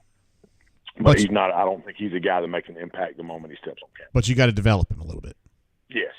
Yeah. When you talk, I mean, you've been coaching or playing football most of your adult life, well, all of your adult life. When you say someone's a raw football player and you're talking about a linebacker, it's a position that you played. Yeah. What does that mean? It means that they're a guy that watches the ball and chases it. You know, they're not a guy that necessarily knows where their eyes should be all the time. They don't understand how. Hey, as a linebacker, I've got to read gap side shoulder the offensive lineman to my gap first into the triangle in the backfield. You know, it's a progression that they rely on their athleticism and their see ball, hit ball. You know, or in critical moments, they'll do something outside the scheme because they think it's right or they think they can compensate for it with their athleticism when they should stay within the scheme, to execute the overall picture for the team. So just things that come with experience for football players. Gotcha. I mean, you probably moved along that continuum and you were a player too, right? I was never anywhere near the athlete that he is. Well, I mean, so I had to be good at all that other stuff first. Yeah, okay, I got you. You know, and I was coach's kid. You know, so I mean, man, I was on the chalkboard. You know, when I was 8 and 9 years old. You're still on the chalkboard, bro. Well, we call it a dry erase board now. Yeah, dry erase board, whiteboard now. Yeah. So. You've taught me a little football through the years, Hunter. We're gonna miss you doing Know the Enemy this year. It's gonna stink, dude. Honest to God, bro, it pains me. It really, really pains me not to be able to commit to doing that anymore. I know. I thoroughly enjoy that. I enjoy connecting with the bunker and the Auburn community through that. And you know, I'll probably go rogue now a couple times and just, if I have an off week or something, you know, just have a Know the Enemy post. I hope you don't get mad about it. Hell no, man. We love having you on the bunker, man. You're one of the all-time legends. I don't know if I deserve that. There's some quality posters in the community, man. I don't know if many of them know football like you do, though, brother. Right. Hey, you would be shocked with how many legit ass high school football coaches or low key bunker members that nobody knows. No, I know. I've learned. I didn't know that when I started, but I know that now. Yeah. I think you got a member on your staff that's on the site too, right? I do. Yeah, I saw him. Shit. Oh. By the way, you lost the Enterprise Boll Weevils last week. So. Yeah. They Enterprise jumped on them pretty good, man. But that's 7A. You know, 7A 6A differential right there. Yeah. Okay. I got you. You know, that's what's supposed to happen on paper. You all still calling the Mustangs defense the Blackjacks? Yeah, baby. All right. Cool. Gotcha. Yeah. That's we played. I mean, we gave up I think a total of 6 yards Friday night. Those guys take pride in that, and so we off to a good start. 6 yards? Yeah. Well, I mean, after you take the negative plays out, but total of 6 yards, 2 defensive touchdowns. So I was pretty pumped about that. Damn. Yeah. Absolutely. All right, my G. I hope your wedding was fun. You're not gonna be doing many more weddings, I don't think. Man, my niece and a trailer got married up on Lake Martin tonight, so it was a good time. Hell yeah. My brother-in-law, I think he showed out a lot of coin on that one. A lot of people had a good time. But hey, question real quick, because you guys have gotten to see more of it than I have, as far as putting eyes on it. Who stands out to you the most physically of the new guys on the roster? Oh man, for me, I don't think of the new and the old. Like, can we include Hooks, like the wideout? Yeah, that guy's a Rolls Royce, man. He's a number one wideout for sure. Rivaldo Fairweather. I've heard he's got the wingspan of a pterodactyl. He just looks like a spider. I mean, he just has like the super long legs and arms. Something that you and I don't know anything about. Rivaldo Fairweather is a freak. Dylan Wade is a freak at left tackle. Xavion Miller at right tackle is a freak. Yeah. Those guys on offense. Let me bounce over to defense. I'm really surprised that Rogers is not. I think he's going to go into the season as a backup at that nose spot, but he's going to play a lot. I think they're just going to really, really rotate that D-line heavy. I don't think you can really call a lot of them starters and non-starters, you know. Yeah. I think they've just got probably 2 groups of 35 to 40 snap guys in there. And the one that I liked in the spring that didn't get enough love was Kite. Oh, you talking about Nasili Kite? Yeah. Yeah. Dude, he's a trench fighter in there, man. Like, yeah, you know, I'm not surprised to hear you like him because he just kind of reminds me of like a Hunter type player. Like, dude, he's a war daddy in there. Like, yeah. He's not going to be flashy, but that dude does his job, and he makes offensive linemen's head snap back like Pez dispensers. You know, like he gets in there and fires those hands and anchors down and doesn't get moved and displaces offensive linemen. Like, I really like to watch that guy play. Yeah, I can see that. He's a tough individual for sure. Hey, I like the move of Cam Riley back out the edge too. I really, really like that move. Well, the problem is that I don't like their choices at inside linebacker without him there though. Well, I think they got to feel pretty good about it though, between Keys and Nixon and apparently Asante's had a hell of a camp. I know, dude, but I don't trust it, bro. Hey, you're right. I mean, again, what's the buzz phrase right now? Proof of concept that everybody wants to throw out. Yeah. So, got to see him on the field. But I just like his skill set to me fits so much better out there. You know, going all the way back when he was at Hillcrest in high school. You know, that was what he did the best. Was be that long, explosive, twitchy athlete off the edge that caused problems with, you know, penetration in the backfield. So. Yeah. He likes penetration. So, yeah. All right, brother. Hunter, we always love having you on the show. I don't feel like it's a brain drain without you, so I'm glad you called in. Hey, man. Good talking to you. Hope everybody's having a great weekend. Here we go. Week 1 of the season, man. Get ready for the Minutemen. All right, brother. We'll see you. See you, bro. Peace. There he is, Hunter. You may know him as Hunter 48 from the bunker. Coach Hunter, head coach at Stanhope Elmore in Millbrook, Alabama, which is somewhat near me. His dad was a Hall of Fame coach at Elmore County, which is still somewhat near me, but a little bit north of where he's at right now. But, yeah. I always think it's tough when you do the same thing your dad did and you try to be your own man, and it's tough. I mean, I always talk about Philip Marshall, whose dad is probably the greatest sports writer in the state of Alabama's history. And then Philip, he is what he is. I mean, he's a legend. He's an institution in and of himself.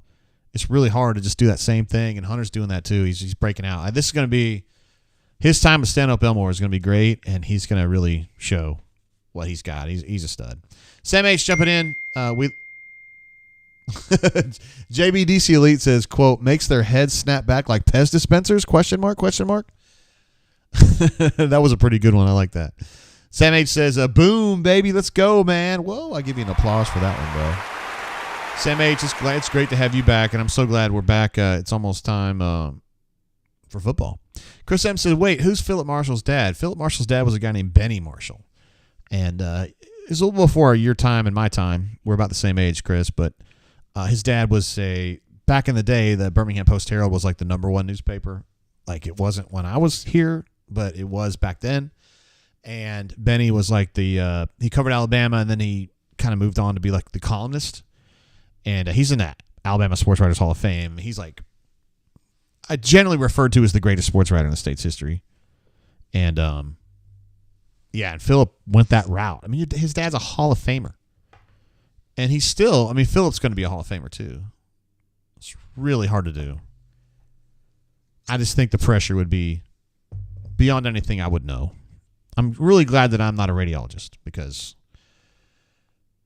yeah, that would have been bad. Jesse says, and we're back. And we're back. Yeah, we've been going 2.5 hours now, Jesse, but it's cool. I'm glad you showed up. I'm just kidding. I'm glad to have you, brother. Appreciate you. We'll be going live next week, obviously, for the UMass game, the season opener. That game kicks off at 2:30. We'll probably be on the air, like, I don't know, about 2, something like that. You know, we kind of let it fly a little bit for football games as far as when we start. We usually start early so we can take a look at the depth charts and any kind of news we can get from the sideline. Then we do the game, and then we do post-game. War Eagle 19 says, OMG, we back. The brain drain, baby. War Damn Eagle. Boom, boom, boom, boom. Yes, sir. That's what we're doing. Hell yeah. Chris M says, Feinbaum before Feinbaum, then. And that's not a dig. Yeah, I mean, that's true. I'm really shocked you guys don't know who Benny Marshall is. And Chris M is a knowledgeable person. I've said so many. God, he's got his own Wikipedia page, Benny does. Like, seriously. 10-time winner of the Alabama Sports Writer of the Year. Holy shit. He's considered the top sports writer in Alabama newspaper history. I told you guys that. He became sports editor of the Birmingham News in 1959. But he also worked the Huntsville News, the Birmingham Post-Herald, the Huntsville Times, and he was also sports editor of the Montgomery. Oh, no, I'm sorry. His son, Philip Marshall. My bad. Yeah, everybody knows P. Marsh is at Huntsville. When I met him, he was at Huntsville, but he was also the Post-Herald, the Huntsville Times, and was at the Advertiser in the 80s. His dad passed away in 1969. Really, I mean, I've read some of his stuff, and it's really good. I just wish I could write like that. I don't write much anymore, you know. I felt like I was put on this earth to write sports stories, among other things. Professionally, I think that's what I was best at, but I just don't feel like I do. I don't think I do a good job with it anymore. I don't think people care to read shit anymore. Like, kind of. I feel like as the younger generation comes along, I think they like video, they like packaged stuff they can see on their phone instead of reading, and I feel like I'm an analog kid in a digital world. Never thought I would be that guy because I always felt like I was a young person, but now I don't feel that way. I'm only 51, though, so it's not too bad.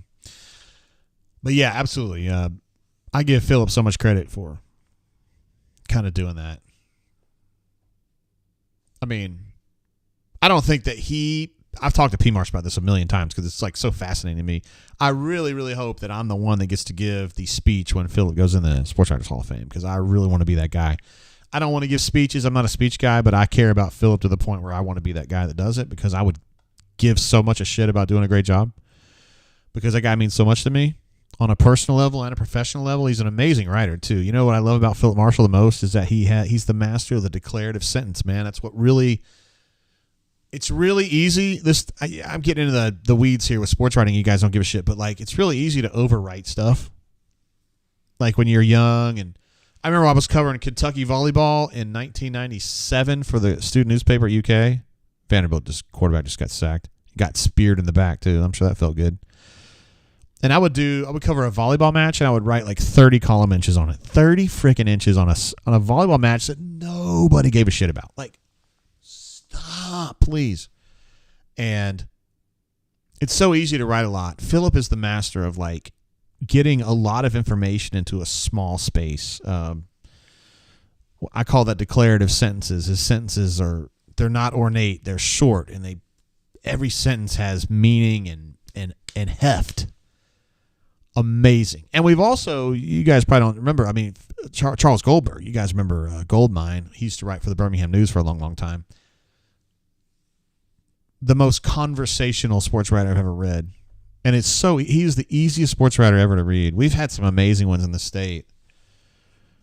And Benny Marshall's at the absolute top. Philip's right there for me. Charles is right there for me. We've also had Bill Lumpkin, Mike Easterling, just amazing writers. Who else?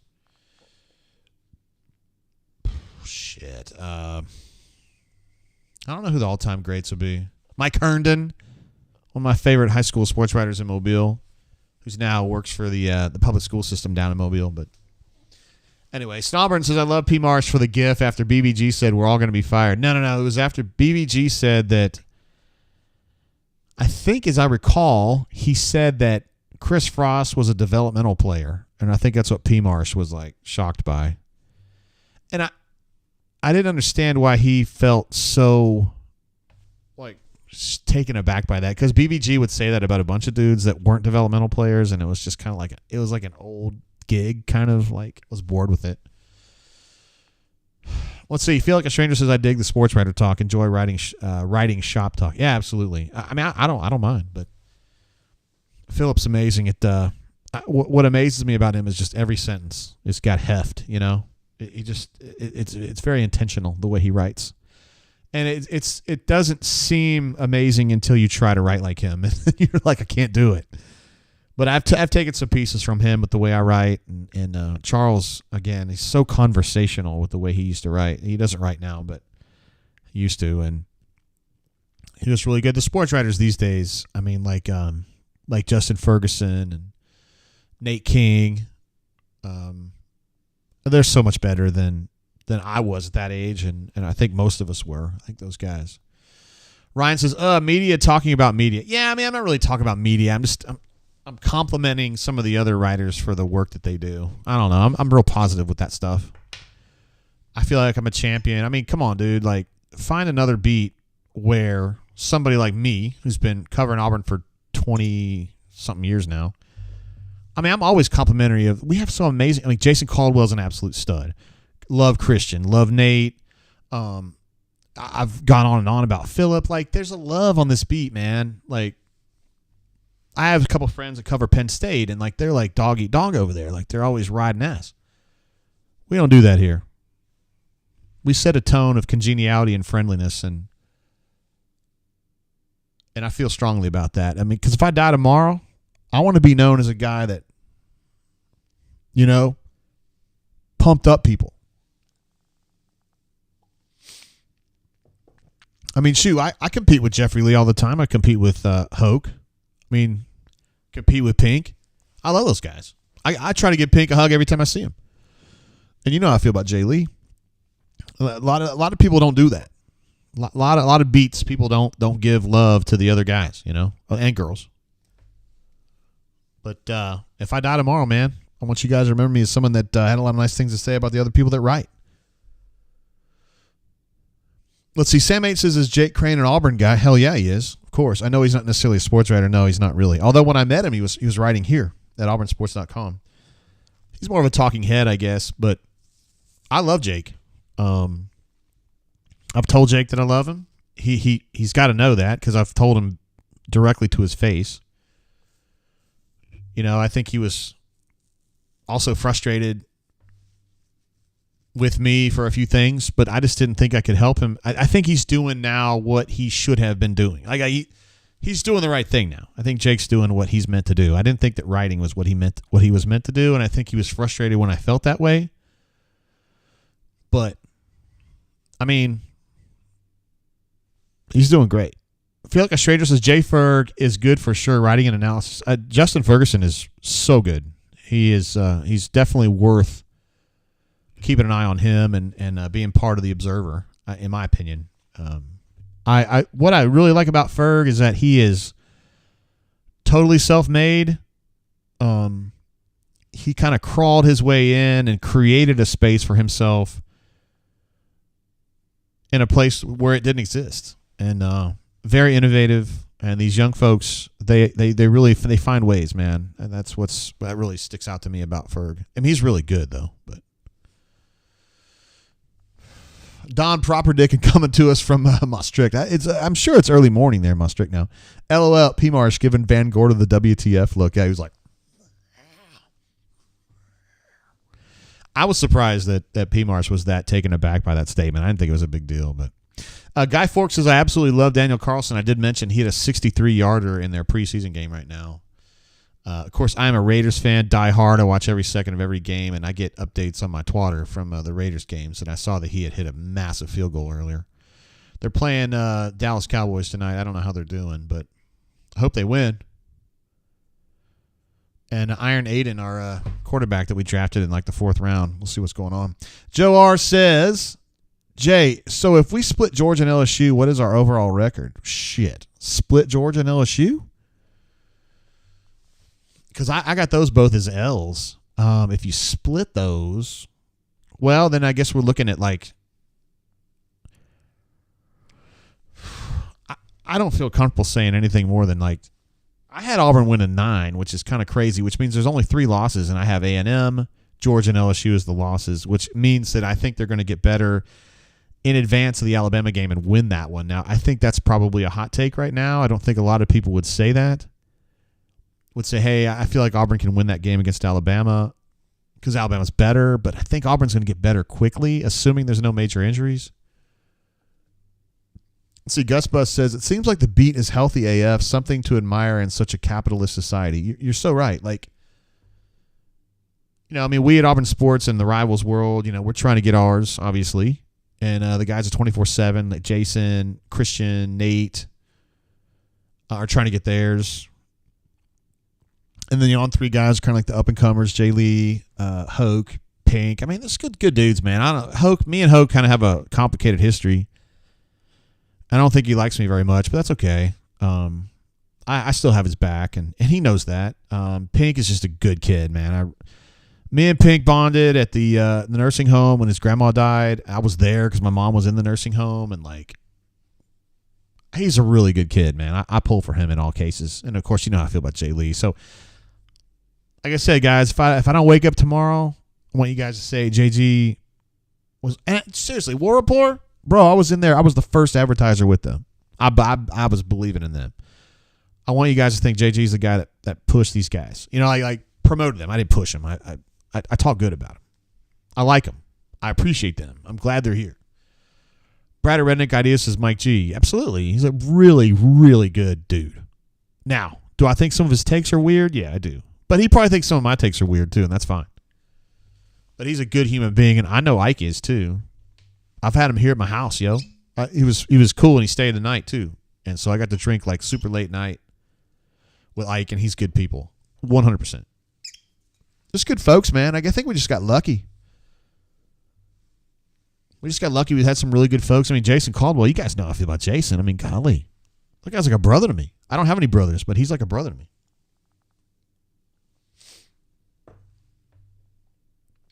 I think you guys those of you who are Auburn fans and you guys are smart folks, you care about the team, you want to know more about the team, you're reading about the team, you're watching the fireside chats over at War Report and whoever. I mean, you're taking it all in. You are so stoked because you've got really good folks on the beat that give a shit about doing a good job and who are not like super clickbaity. It's just a good time, I think, to be an Auburn fan if you're trying to take in stuff. You're trying to learn more about the team. I mean, I'll just tell you right now, if it was me and I wasn't doing this job, I would definitely subscribe to Rivals on 3, 24/7, and Auburn Observer. I mean, because it's not that much. It's $10 for us, $10 for them, $10 for them. And then Justin's less than that, so like $35 a month, and I'm going to get everything. That's just me. And I know not everybody can pay all that. That's cool, whatever, but like, I would do that. Stoop Up says, I love Jay Lee, can't stand Hoke, like Nate and Christian, but dang, that site is awful to use. Interesting. Yeah, I'm not going to hate on any sites being awful to use because ours goes down sometimes, and we got some weird stuff. I like the ad thing that's going on. I'm in the middle of like a fight about that and the ads, and it's frustrating. But yeah, Rivals. I chose to be with Rivals. I chose to stay with Rivals. I had an opportunity to leave, a really good opportunity to leave, and stayed because I feel like this is my home. Let's see. Blake says, I have nothing but love for Jay Lee, Cole, and Jay Head. Still love the War Report, even though Mike and Ike sometimes can be whack with their takes. But I think they're all awesome and appreciate them for what they do. What a great attitude. Thanks, Blake. I know you're not talking about me there, but specifically, I love that attitude, man. You don't have to. We need more of that in America, man. Just like trying to appreciate other folks. You know what I'm saying? Call Me Biscuit says, all the talking head video guys will vanish. Even the youngs want to sit down and read quality versus clickbait. Yeah, I don't know, man. Like, who would count as talking head video guys? Are you talking about like the War Report? Those guys aren't going to vanish. They're good. I like them. I think they cater to a certain group. Probably a little bit more of the Pollyannas, I think, is probably where they're going. But that's a first of all, the Auburn fan base is massive. And so I think you can just be like catering to homers and stuff, and you're still good. That's what I think. At auburnsports.com, we try to be, I don't know. I mean, I'm not saying like 24/7 on 3 don't do this, but like I try to be pragmatic about it. Like guys, because B-Mad is that way, and I'm that way, Stoltzy's that way. Like, let's be real about it. Like, we're not going to pump it up beyond what it is. I'm not going to boog out totally. Love the Cat says, Jay is starting to sound like a Leonard Skinner fan. I did listen to some Skinner earlier. I was playing This Is Leonard Skinner on Spotify, but I did not listen to Sweet Home Alabama. I hate that song. But I do like Tuesday's Gone. That's a good one. Call Me By the Breeze is a good one. That Smell.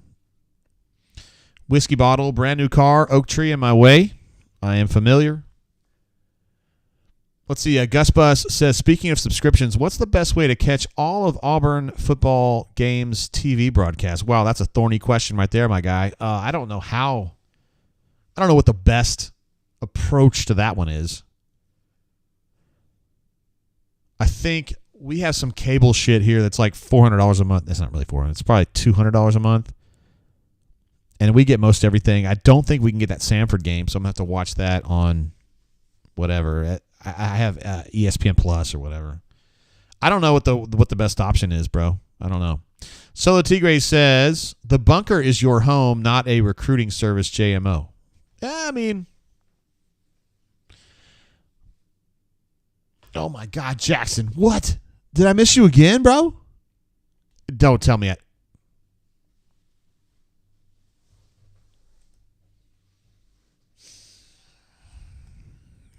To have failed you twice in one show. If I had some Rounds Creek right now, I would drink it.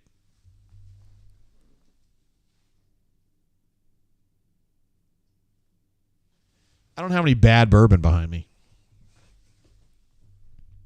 Hornation says, take a shot, nerd. Yes, sir. I'll do it. All right. He's Jackson in his super chat that I missed, but now I have it posted, so I didn't actually miss it. Says, also trying to get into bourbon. What should I try first? Great question. Where are you at?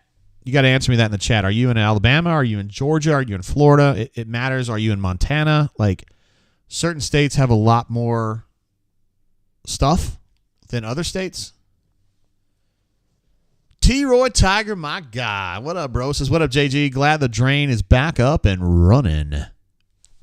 Yes. Saw T-Roy Tiger last weekend at the Troy Drawdown.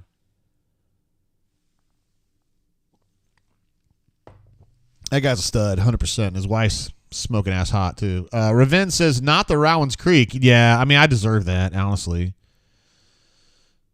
Sam H says the reluctancy with taking that shot. Bro, I mean, I'll drink it. I don't care. I was just thinking about what was going on here. Jackson says he's in the Florida Panhandle. Okay, so Florida has more stuff than I have here. Starter bourbons. Okay, so in your case, I would consider Russell's Reserve 10-year is always a winner. That's going to be like kind of a squatty bottle like this one, but it has like a white, it's like a white label with red writing on it. It says Russell's Reserve, and then it has a 10 in the bottom left corner. That's going to cost you about $50. It's really, really good. Another one that I can't get here, but I think you can, would be the Davis County, Daviess, Davis County red label. You can get that in Florida Panhandle pretty easily. At least in Destin I could. Wouldn't get it here. That's a really good finished bourbon. So some bourbons, they age it, and then they put it in extra barrels at the end to kind of get a little bit extra flavor. That one has like a wine finish to it, and I think it's a terrific pour. It's probably $30 to $35. So if you get those two, and then maybe you try a rye just to see if you're into that, I would recommend the Old Forester 100 proof rye. That's going to be probably $25 for a fifth, and just see what you think. Those three, I think, are good starter bourbons, and if you like those, we'll talk more. Sam H says Elijah Craig small batch, also a very strong choice right there. Big fan. Elijah Craig is really, really good. War Eagle 0008, who was on our bourbon chat, I think 2-3 weeks ago, but he's always here. So stoked. Fellas, hope everyone is having a great evening. Can't wait to watch our Tigers next weekend. Thanks for the show, Jay. We love War Eagle 00008. Unbelievable. Thank you for your super chat and your support of what we do here, bro. Raven says you should tune in on Thursday for the Bourbon Blend. Jay and AA are currently doing a series on best under 40. That is absolutely true. We were doing, let's see, last week, well, it was like 2 days ago, Raven. We were doing, Jack, let's see, no, it was Jim Beam Black Extra Age, which we didn't like very much. What else was it, bro? We had a couple that we liked. AU Taxman says Evan Williams Bottled and Bond, Maker's Mark, also a great starter. Absolutely. Maker's Mark, particularly the French oaked, in my opinion, is not expensive. Actually, he would be able to, Jackson would be able to get probably like that, $375 for probably $16 or $18. Give that a shot. Just see what happens. Randall says double oaked Woodford, solid choice. Some people are really into oak stuff and some people are not. That would definitely give you an idea if you like oaky stuff. Because it's got that oaky kind of funk a little bit, but I like it. My man Cuz, Denton's dad, he really likes double oaked, and he's kind of pulled me over on that. Randall, also a fan of Four Roses. If there was one distillery that I could just drink for the rest of my career, and I could only have one distillery, I think it would be Four Roses. I think it would be. Their stuff is so good. Even the cheap stuff is really, really good. And then when you go up from there, it just gets better. Old Forester will be my second choice. Woodford, let's see, Wargle 00008 says Woodford is harsh to me. I agree. I don't know what it is. The proof isn't super high, but I do feel like it's too harsh for what it should be. That's just my opinion. Tony M says Jay and Alcoholics Anonymous. Wait, what? Hey, man, I'm not hating on AA. I'm just saying, like, I don't necessarily feel that way. I kind of get paid to talk bourbon. It's all good. Call Me Biscuit says, starter in Florida. Oh, I forgot about Buffalo Trace. Great call. He says Buffalo Trace, Eagle Rare, Wild Turkey, just generally, and Four Roses single barrel. He can find those all day, except for Eagle Rare. Yeah, Eagle Rare can be kind of tough. Although in Georgia, I probably say half the time when I'm in Georgia, I can find Eagle Rare just on the shelf. It's crazy. But yeah, Buffalo Trace is an amazing choice. You can't find it in the state of Alabama, but I think in a Florida Panhandle you'd have a shot. Joe R. says, Jay, did you say you're a Raiders fan? If so, do you think John Samuel Shanker has a chance to make the 53-man? Or are y'all set at TE? Nah, I don't think so, bro. So we got Austin Hooper. And we've got the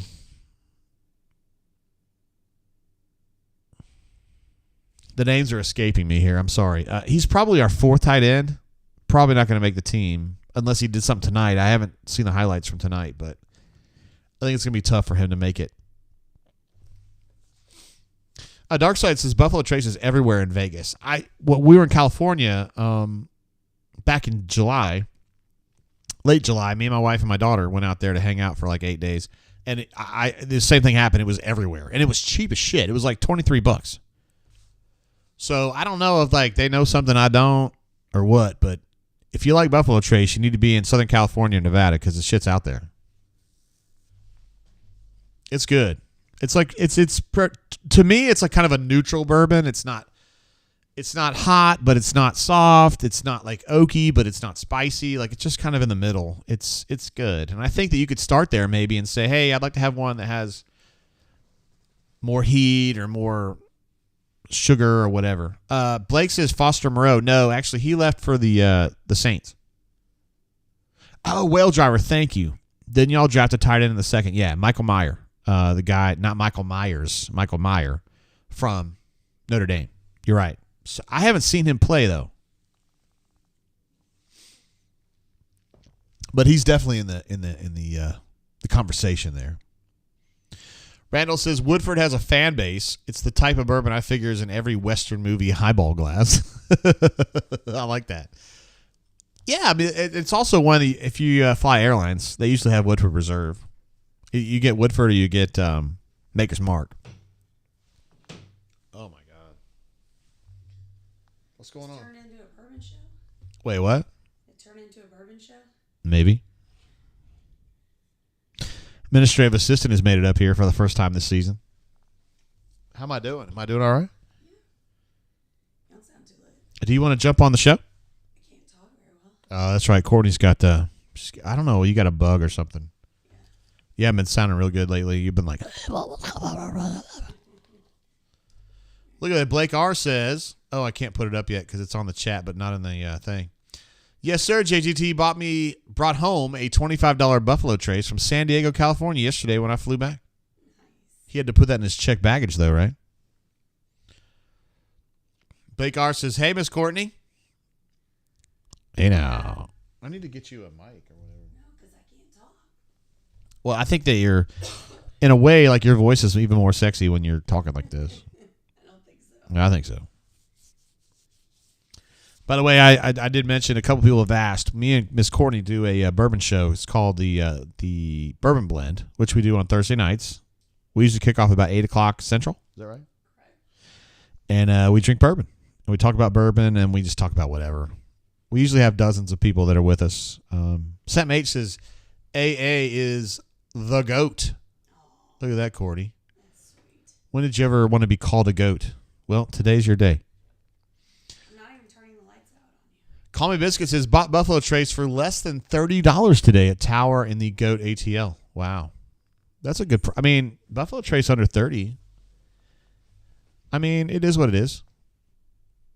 It's not a fully featured bourbon, in my opinion, but it's good.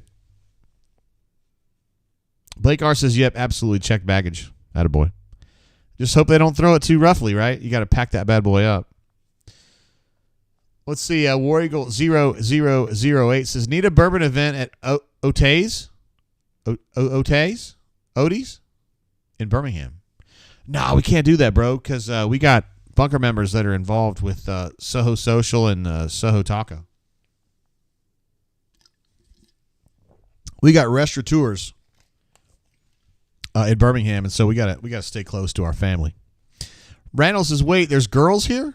Courtney, are you a girl? Who's Randall? Oh, Randall's. I haven't noticed him before, so we're glad to have him. But he may be one of our newer folks. Yeah, my wife's a girl. She had our daughter. She delivered our daughter. Let's see. Wargle0008 says OTs. Okay, word. I haven't been there, bro, but I would. I'd go with you. I would drink with you there. Usually when I'm in Birmingham, I'm doing the Soho Social or whatever. It's all good. Ma'am? How you doing? No, I'm Gucci. How's the show going? All right. Wait, are you going to bed? Maybe you deucing out or what? All right, cool. I wish I had a little microphone for you. Well, I need a microphone, and that chair needs to be in here where I told you it goes. Where does it go? Well, right fucking here. Right in front of the bathroom? You can walk around into the bathroom or push it to the side when you get pissed. All right. Thank you, Miss Courtney. Right there. It's been amazing having you here. Wait, why are you giving me the middle finger? Bye. Let's see, AU Taxman, before you go, Courtney, he says, really enjoyed getting to hang with AA in Huntsville. Aw, that was fun. I Yeah. enjoyed it as well. Yeah. Oh, she's gone. Jarrell says, if a Boyer, call me Biscuit. I feel like we need to have a ruling as a community about whether we can continue to hit that. Like, it's okay to hit that, I guess. But at some point, like, we got to let Call Me Biscuit kind of go on that, right? Like, he was partying. He's having a great time. He was throwing out the bait for, I almost said her real name. I forget her name on the bunker. Griffna. And, but he was doing it in a way that I thought was fine. And it was definitely a way that Griffin thought was fine. So to me, like there's an expiry on this. Like we don't want to ride him too long. Joe says Vanderbilt in a dogfight with Hawaii. Yeah, that's the game I've got up here. 14-21. Vanderbilt's leading. 13-21 to go in the third quarter. And it looks like Vanderbilt's tackling is a little bit questionable right here. God, I got my fan going now. I guess Courtney turned the fan on. Jarrell says, I think it should be used as the new name for the Chicks We Love segment. No, it's, what is this thing called? I forgot what we call it. No, Gals We Adore, Jarrell. That's what we called it. This was we always do this at the end of the show, although I don't necessarily know that we're at the end, but back during the quarantine shows, when we had no sports to talk about, we would just kind of talk about hot chicks, and everybody would just like spew out like, oh, I really think this girl's hot or this girl's hot or whatever. We just look at pictures of them. I mean, in quarantine, you do what you do.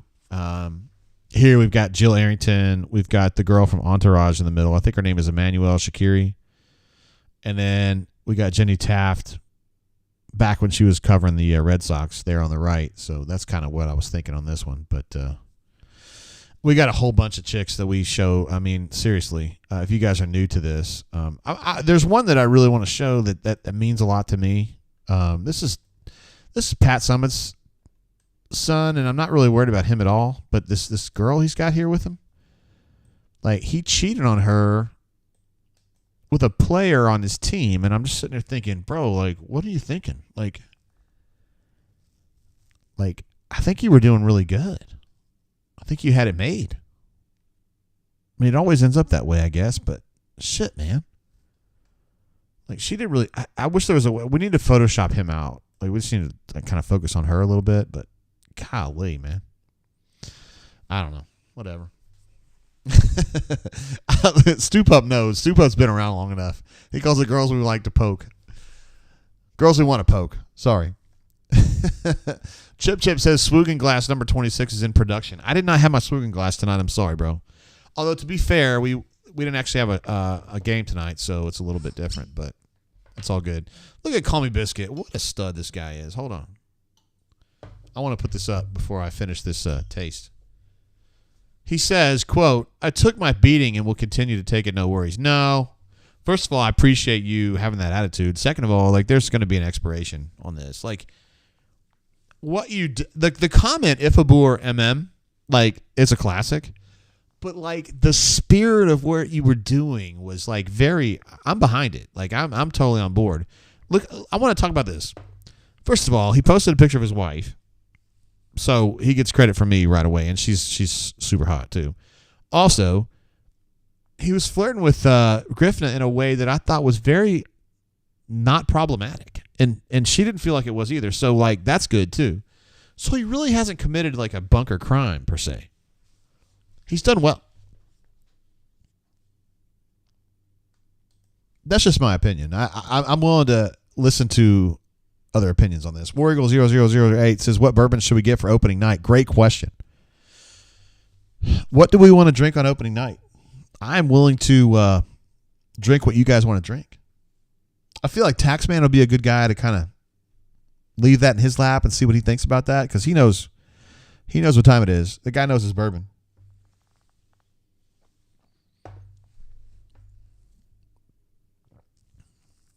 Randall says an entourage girl is beyond. Yeah, I'm not as into her. Maybe some folks are. Let me see if I can find her. God, there's so many over here, guys. I can't even like find this now. Oh, here she is. My bad. Yeah, that's just. I mean, like I can look at her and be like, yeah, I'm totally on board. Like she's cute, but like that's not. I mean, if we're talking about like ideal, like that's not where I'm going myself. Like, but that's cool. I mean, you guys have different opinions. That's what make the world great.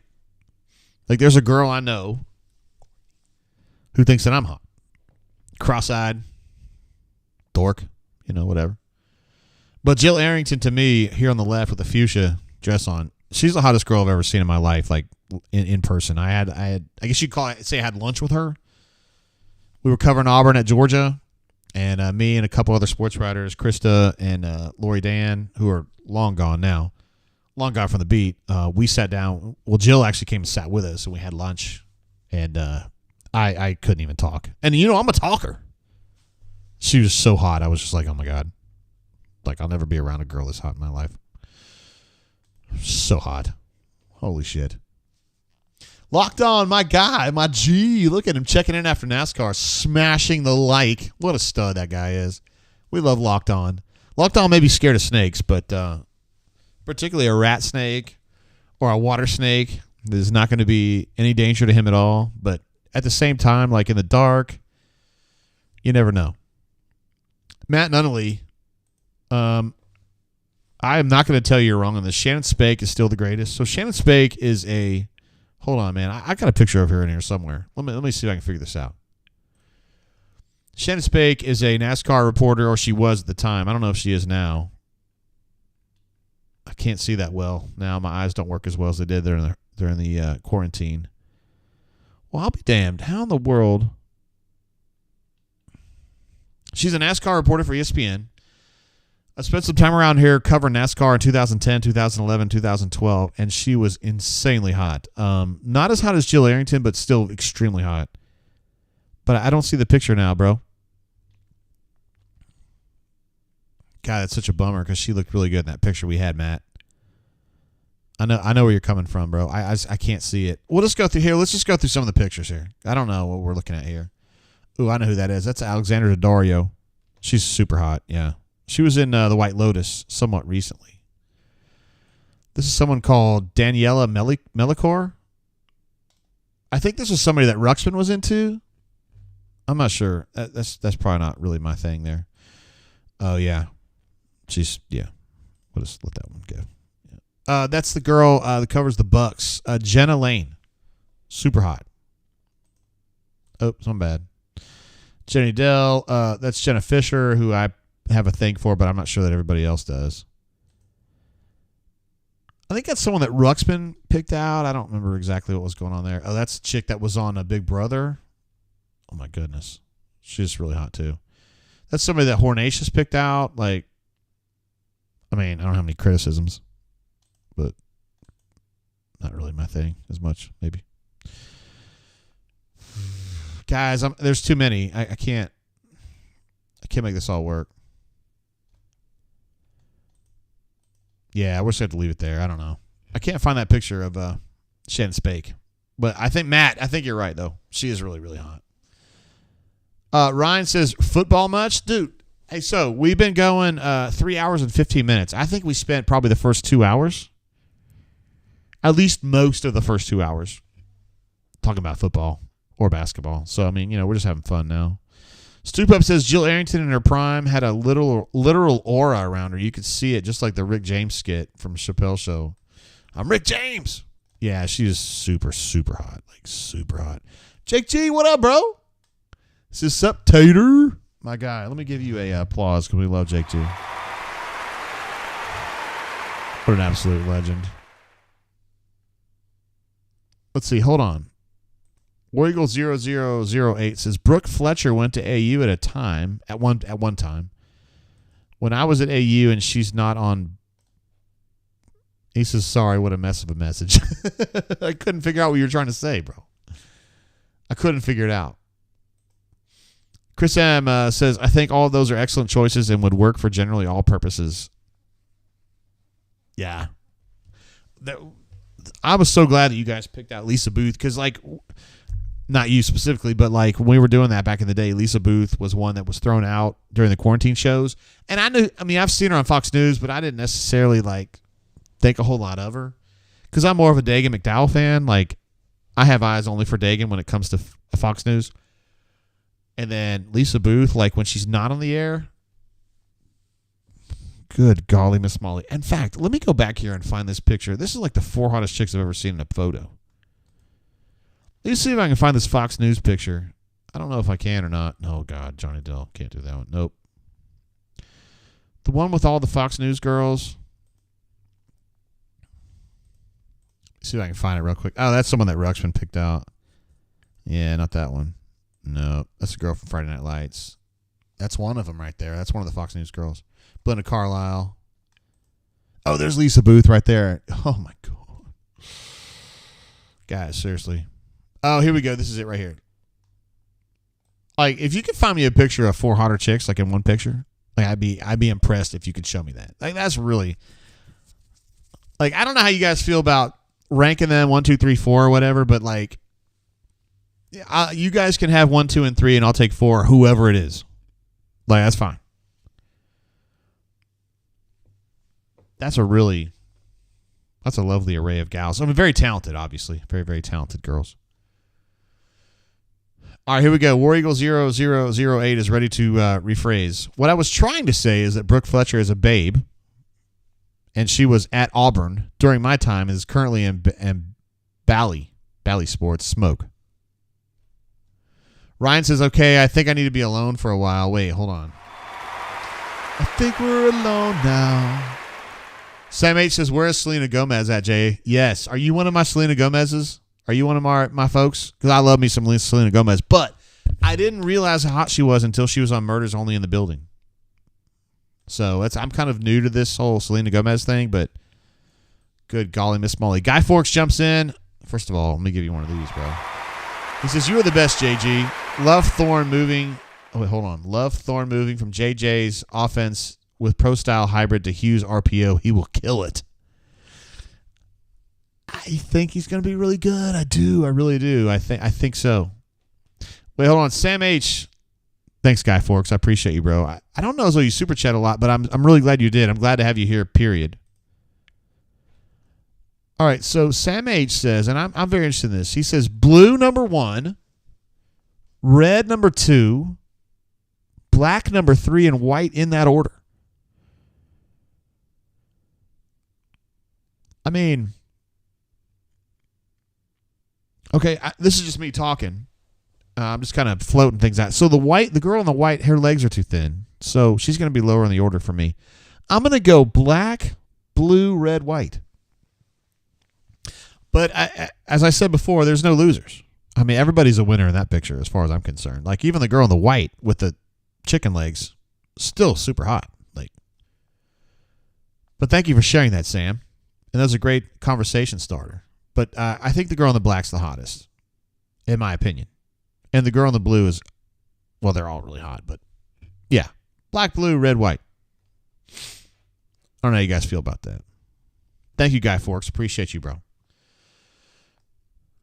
Let's see. Chris M. says, Selena Gomez is the third member of Steve Martin and Martin Short's comedy trio that I never expected. Yeah, you're right about that. They bounce off each other so well. Talking about the show on Hulu, Murders Only in the Building, which I like a lot. And I understand if people don't like it. It's kind of goofy. But Selena Gomez is so hot. Like, and also Amy Ryan, who was in the first season, she's fucking hot too. Hold on, we got a new. Let's look. Let's see. Matt is going to share with us his picks. He says blue, black, red, white. Interesting. I think I would agree with that too. The blue and black are super hot, like 10s. Red's probably a 10 too, and then white is like a 9 3/4. Like, I don't even know who these people are. Well, at least Moose one of them, but I don't know who the other ones are. Stupep says girl in white needs a better calf game. Yeah, I mean, but some guys are really into that, and some girls are really into that too. Like they want to be as thin as possible. That's cool. I mean, I support that. Whatever. I mean, that's what makes the world great. There's so many different things that get people going. Ravin says white consistently at the bottom. Interesting. So, Ravin, what were you thinking, bro? T-Roy says crop Arrington into the other pick to profit. Hey, that's from the South Park, where it's the underpants gnomes, right? Step 1 is collect underpants. Step 3 is profit. Step 2 is, hey guys, what's step 2? Holy shit, we just killed your friend. Let's see what Ryan says right here. He says, give me that girl with the abs. Can drink Macallan 25 from her navel. What? Oh, yeah. I know who you're talking about. I know exactly. You're talking about Christmas. Her name is Christmas, like, honestly. She is from Big Brother. Let me see if I can get that back up for you, bro. Well, hold on. I don't know if back up is the right word. My eyes aren't as good as they used to be. I can't see quite as well. Oh, here she is. I think that's her. Nope. There she is. Yeah, that girl's name. Her name is Christmas. She's from Big Brother many years ago. I mean, like, yeah, she's lovely. I don't know, man. Whatever. It's all good. AU Taxman says, oh, whoa. JL Senior says Megyn Kelly. Yeah. I don't have a picture of her available, but she's lovely. Randall. Look at Randall. Says, bro, I'm ugly AF. So for me, the order is colors. Bro, look at me. I'm old, I'm fat, and I'm cross-eyed. Like, what have I got going for me? Nothing. AU Taxman says, we just finished The Bear on Hulu. Fantastic. So, I am familiar with The Bear. It's a show, well, I'm just going to speak in my terms, featuring Lip from Shameless. He's like the star, and he runs a restaurant that his brother had, but his brother died. And so he takes over the restaurant. It's in Chicago, and it's kind of it's a pretty tough show to watch. To me, it takes a lot out of me to watch that show because it's so like gritty and real and like heavy, and just like there's a lot of sadness and pain in that show. So it takes a lot out of me to watch it. And I have not seen season 2. I'm like 3/4 of the way through season 1. It is a brilliant show. But it hits me like Apocalypse Now with how hard it is. Like, it's a lot of, just a very heavy show to take in. But it's very well done. Ravin says, what is she holding? A grease gun? Yeah, I think she's holding like a drill, actually. Yeah. I think it's like a drill. Yeah, with like the little thing sticking out. Yeah. I don't really know how we got into that. I don't know how she got added because I don't watch Big Brother. I think my mom might have been watching it one time. I was like, oh yeah, that's Christmas, and I was like, holy shit, I got to look this up. You know what I mean? Like my mom's like, oh yeah. I will say one thing about my mom though. She went to the hospital last week. She goes to the hospital a lot, so it's not that big a deal. But she went to the hospital and I go, who's your nurse? And she goes, oh, it's this girl named blank. I'm name redacted. And she goes, you'll really like her. I go, why? She goes, I just think she's your type. Like, how many moms would say that to their sons? Like, she's your type. So she comes in and, yeah, she's my type. She was amazing. She was amazing. I like type A girls. I like girls that like handle shit and like fucking bring it. You know what I mean? Like the song "Short Skirt Long Jacket" by Cake. Like that's the girl right there. Yeah, for me. So that's what AA's like. And yeah, she was right. It's weird. I have two women in my life that are like, oh, you really like this girl. My wife and my mom. They know my type, and it's just weird.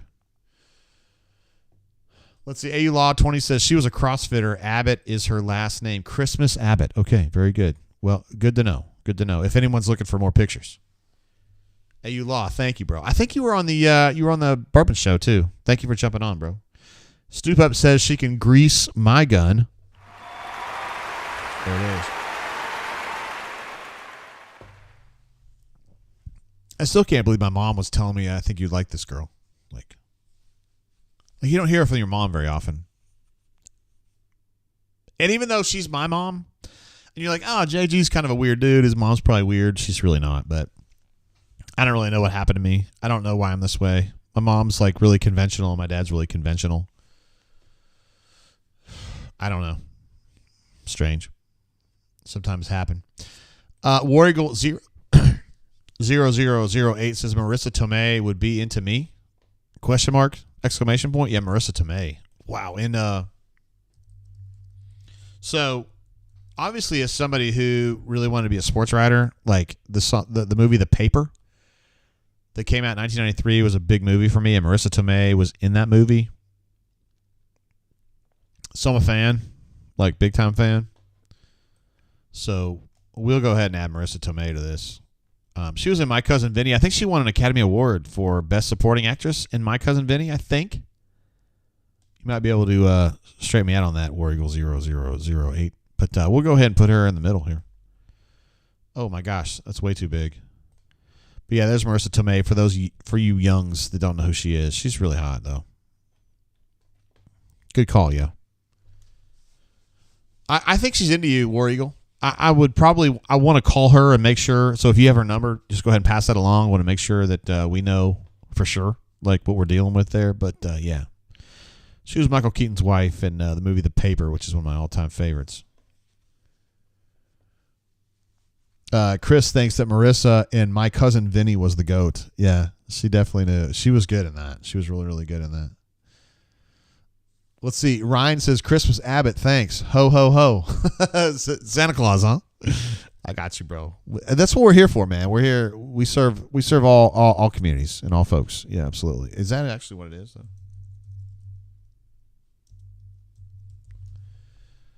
It is indeed. Wow. God, we could make that happen. She's very strong looking. If you're into that, then yeah. She's 41 years old, too. She doesn't look that. Let's see. Ryan thinks she's fine. Yeah, I mean, everybody we've looked at was fine, yeah. JLF Senior says, Samantha Ponder is my sportscaster. Wow. Samantha Ponder. I think I know who that is. Oh, yeah. She's cute. 100%. I'll go ahead and pull one over for you, bro. Oh, wait. They're making this. Sometimes they make it really difficult to get pictures off the internet. It pisses me off. No, I don't want a picture with her husband. Who gives a shit? Kiss my ass. What an asshole. Let me get over here to Gals we adore. I know Hornatius is really fired up about this. That's Sam Ponder right there. Although that's not a good picture, though. I'm gonna take that down. Let's see. Randall says Marissa Tomei did win an award for My Cousin Vinny. She's a banger. Absolutely. That was like at the time, that was considered one of the biggest upsets ever in the history of the was the Oscars? Yeah, she won Best supporting actress for My Cousin Vinny, which is like some ham and egger movie. Like nobody gave a fuck about it. Nobody went to go see it.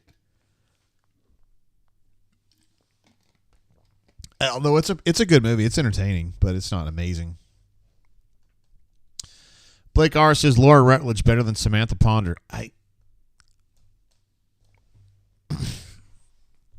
So here's the thing on Laura Rutledge. She's amazingly talented. She's a great sportscaster. Not arguing that. My issue is with her voice. She sounds she's got a very low voice. It's like, hey guys, yeah, let's talk about the Auburn Tigers. And I'm just like, I don't know, man. Like that, it's off-putting to me. Like, I'm just saying that's just me. She is very pretty, and she's also really good at what she does. But I don't know, man. Like, if we're, like, really getting down, we're going to split hairs. Like, I don't think so, man. But I'm glad that you guys feel that way. Ryan says Alyssa Milano started it all, didn't she? Yeah, Melissa Milano, man, back in the day. Like, Poison Ivy 2, holy shit, man. When she got pinned up in that shower or whatever. Like, back in 95, you just had to kind of go with what you had, you know? If you didn't have enough data, you just kind of figured it out yourself. It's pretty nice. Let's see. Giral says Tiffany Gomez. I don't know who that is, but we're going to take a look. Tiffany Gomez? I know who you're talking about now. Stop, dude. Stop. I mean, listen, dude. The fact that she was the girl that said that guy's not real or whatever, like, that really wasn't a big deal to me. Like, I don't mind. Like, but she's not that hot. I think she just got a hold of some gummies that got her too fucked up. I mean, I think it happens sometimes. Let's see. Whale Driver says the best looking news girl I've ever seen is Julia Chatterley. We'll take a look. Hell yeah, we will.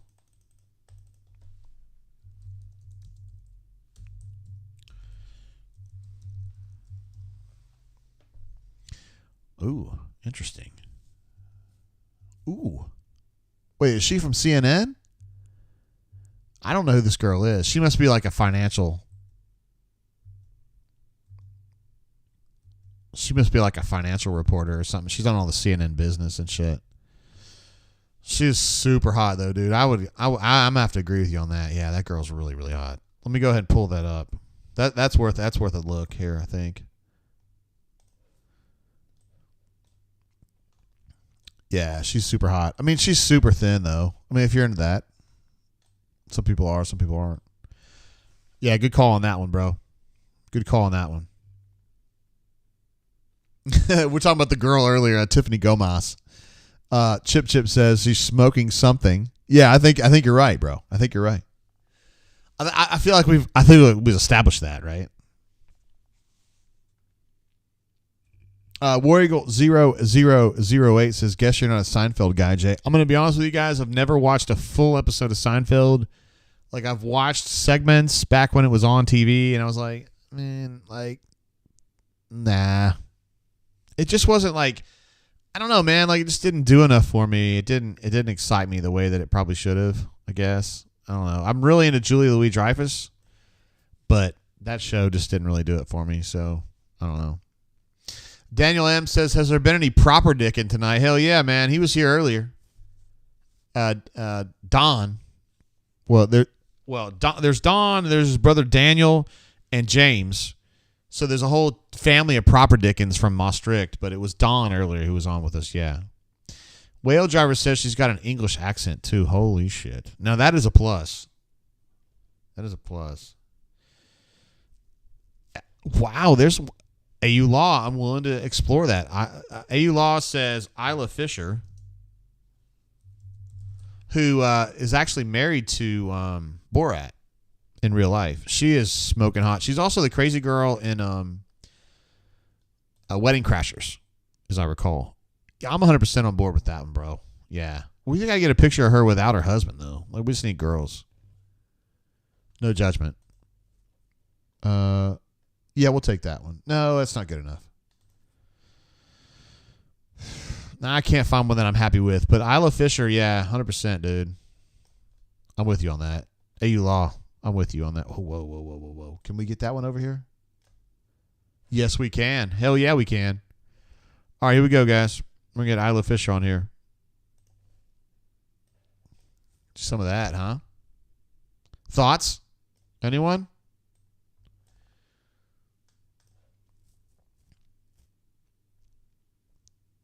A-Law was on board, and I am too. She's probably going to be short, though, if you guys are into short chicks.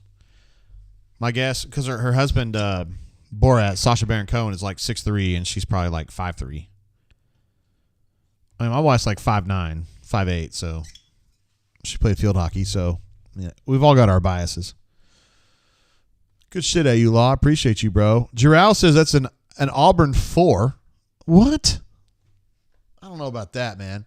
Warrigal 19 says Mila Jovovich from I think of her as being from Dazed and Confused, but she was in much bigger movies after that.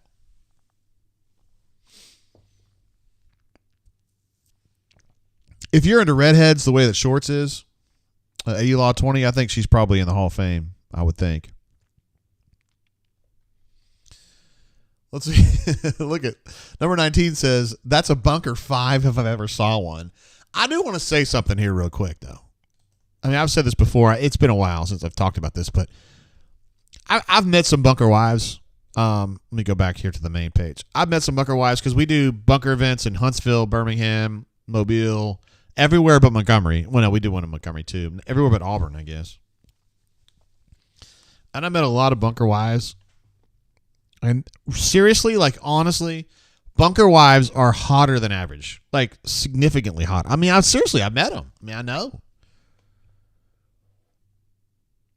Chris M says Mila Jovovich was in The Fifth Element. That's probably what she's best known for. You're right. Although, for me, it's Dazed and Confused, but she definitely got bigger. And she's also a model, too, so she can do different stuff. But all joking aside, like, bunker wives are generally extremely hot. Like, you guys, seriously, if you guys met Reject's wife, like, you guys would be like, you would be floored. Like, she's so hot. Oh my God, Vanderbilt just completed a pass for like 25 yards. But no joke, man. Bunker wives are super hot. Like, no joke. Blake R says, I'm married to a redhead, so of course I love redheads. All right, that's cool. The problem for me is my sister was a redhead, so I'm just like, not sure how I feel about that. Kind of messed me up, but that's cool. Wargo0008 says, shout out Blake. He is not married to a redhead, but that's hyper cool. Hyper cool. Wow. Is that like the new phrase, or is that just like from the T-shirt? Let's see. Call Me Biscuit says, what about Elizabeth Mowens for Hornatius? Elizabeth Mowens, is she like a pole vaulter?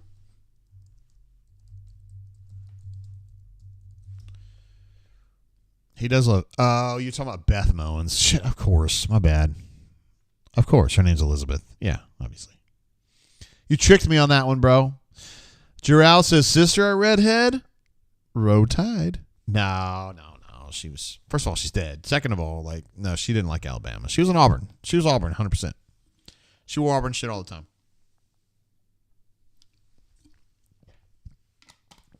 She didn't go to Auburn, but she liked Auburn. She wishes she could have gone to Auburn. She went to College of Charleston. Oh, Spicy P says, I'm with a Brit. The accent helps for sure. Wow. That's amazing. See, so here's the thing. I don't want to go into too much detail, but Spicy P is from a. Well, actually, I think Spicy P moved, but at the time, I don't know. I don't know Spicy P personally in like real life, but I would imagine he's with probably a pretty hot chick, honestly. Let's see. Giral says a CFC, former home of Zep Jasper. That's true. He did play at College of Charleston back in the day. Kind of like Kimberly Tate, who's no longer with us, but it's fine. It happens. Actually, I was at we were at the hospital the other day. One of the nurses was talking to me and my mom, and we weren't really getting along as much because my mom wanted to leave, and I didn't think she needed to leave, so we were like fighting about it. Like, she was like, I'm ready to go. You need to have my back. And I was like, Mom, you don't need to go right now. And then we kind of were going back and forth. Anyway, the nurse was like trying to get in the middle of it. And we were talking about like, oh, so is Jay your only kid? And my mom was like, no, I had a daughter named Kimberly, and she died or whatever. And I was like, let's just let this go, you know. And she goes, well, what happened? Why did she die? I was like, are we really going to do this right now? And I didn't want my mom to have to go through this again. And she goes, well, she died from a drug overdose. I was like, what? Like, my mom hates talking about that. And she like so matter-of-factly just said that. And I was like, all right, we're going there. Okay, cool. And she goes, oh my God, what happened? I was like, wait, we're going to go another level past this? Like, we've already gone into the she died from a drug overdose. We need more information? And my mom was like, yeah, she was doing heroin and she did fentanyl and it fucked her up and she died. I was like, oh my God, I can't believe my mom just said that. Strange. I'm telling you, old people, like, you never know. You never know. Weigel0008 said that's way TMI. Nurse shouldn't have asked that. No, dude, it goes even further. So when my mom actually did leave the hospital, she's back in assisted living now. We loaded my mom into the car when she left, and then the nurse, I'm not going to say her name, but she goes, hey, I got a question for you. I go, yeah, sure, of course. And she goes, your mom said that your dad went to Maine because he got injured. Like, tell me about that. And I go, why are we talking about this? I didn't say that. I didn't say the name. I go, I don't know why we're talking about this. And she's like, so he got injured and that's why he went to Maine? I go, no. He went to Maine to get the fuck away from her. And then he got injured. She's like, oh, yeah. That was a weird question, though. Uh-oh. Am I getting the first wrap it up here? Yeah. 3 hours and 42 minutes into the show. It's feel like a stranger. Just for future reference, it's Kimberly with an, well, that's too many E's, but you know what I'm saying. Kimberlee is what we're looking at for. But I appreciate you, bro. I know you're being good. I know that. Chris M, he's one of my brothers in arms here because he's dealing with this too. He says, I'm dealing with this with my dad right now. He doesn't want to be in memory care, but he definitely needs to be in memory care. Yeah, I know, man. I've talked to Chris about this a little bit, so my mom's not in memory care yet, but she will be. She probably needs to be in memory care, but yeah. All right, so War Eagle 0008 says season hasn't even started yet, and he's already getting the hook. Hey now. Let's see. Wait, hold on. Blake R says Miss Courtney has spoken. Call Me Biscuit says JGT a therapy show. How good does it feel at JGT? Wait, you guys are not dealing with this. Like some of you guys probably are, but not everybody. Me and Chris M have this specific thing we're dealing with. Yeah, but you know it happens. Feel like a stranger. I appreciate though, bro. I appreciate the thoughts, man. It sucks. I still miss my sister, honestly, but it's all good. We're all like, I'm not the only one. Courtney lost her mom, her dad, her sister, and her brother in 18 months? 2 years, maybe? True. So, I mean, when I'm sitting here whining about my sister being gone, she's got 4 that are gone. So, I got no room. All right, so reviewing the show today, we had B-Matt, J-Head, Stoltzy, then 148. Which is kind of a murderer's row of amazing callers. Wow, what a show. We've been hanging out for coming up on 4 hours. We didn't even have a show. We didn't even have a game. We're just talking. Revin says, at Courtney Tate now tells us all of us to wrap it up. Great advice for this group. Warrior 19 says, hey, clocking out, good games, and good night, guys. From the famous words of JGT, keep reaching for the stars, and War Damn Eagle. That's pretty close, yeah. Keep your feet on the ground and keep reaching for the stars. I get that from Casey Kasem, by the way. I think I have a picture of me standing on his star on the Hollywood Walk of Fame.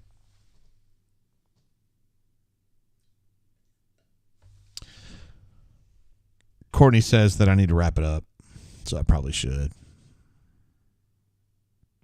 Raven says, great callers minus Stoltz. Call Me Biscuit. I wish you would rephrase that. He says, how does JGT another have to pee? He probably means, how does JGT never pee? Or how does he not have to pee? It's because I let it rip right before we go on the air, and I'm like, nah, I'm not doing that. Let's go. I am probably dehydrated. I had a bad day of dehydration today, but I'm okay now. Let's go. Chris M says, like the stream if you haven't yet. Serve the algorithm. Yes, sir. That's right. All right, we're going to wrap it up there, guys. So here's what we're going to do. We got a game next week, 2:30 on Saturday, Auburn against UMass, inside Jordan-Hare Stadium. I'm not going to be in Jordan-Hare Stadium. I'm going to be here in Montgomery doing the show from auburnsports.com headquarters. I am going to have administrative assistant here with me. Correct? And we're going to do a pregame about 30 minutes before the game starts, and we're going to do the game. And go ahead. We're going to do the game. Courtney's turning the lights off. And we'll do postgame. We'll talk to all the usual suspects and all that kind of stuff. So I'm pretty fired up about it. I'm really glad we have a season to go. I've been waiting on this. Wait, what?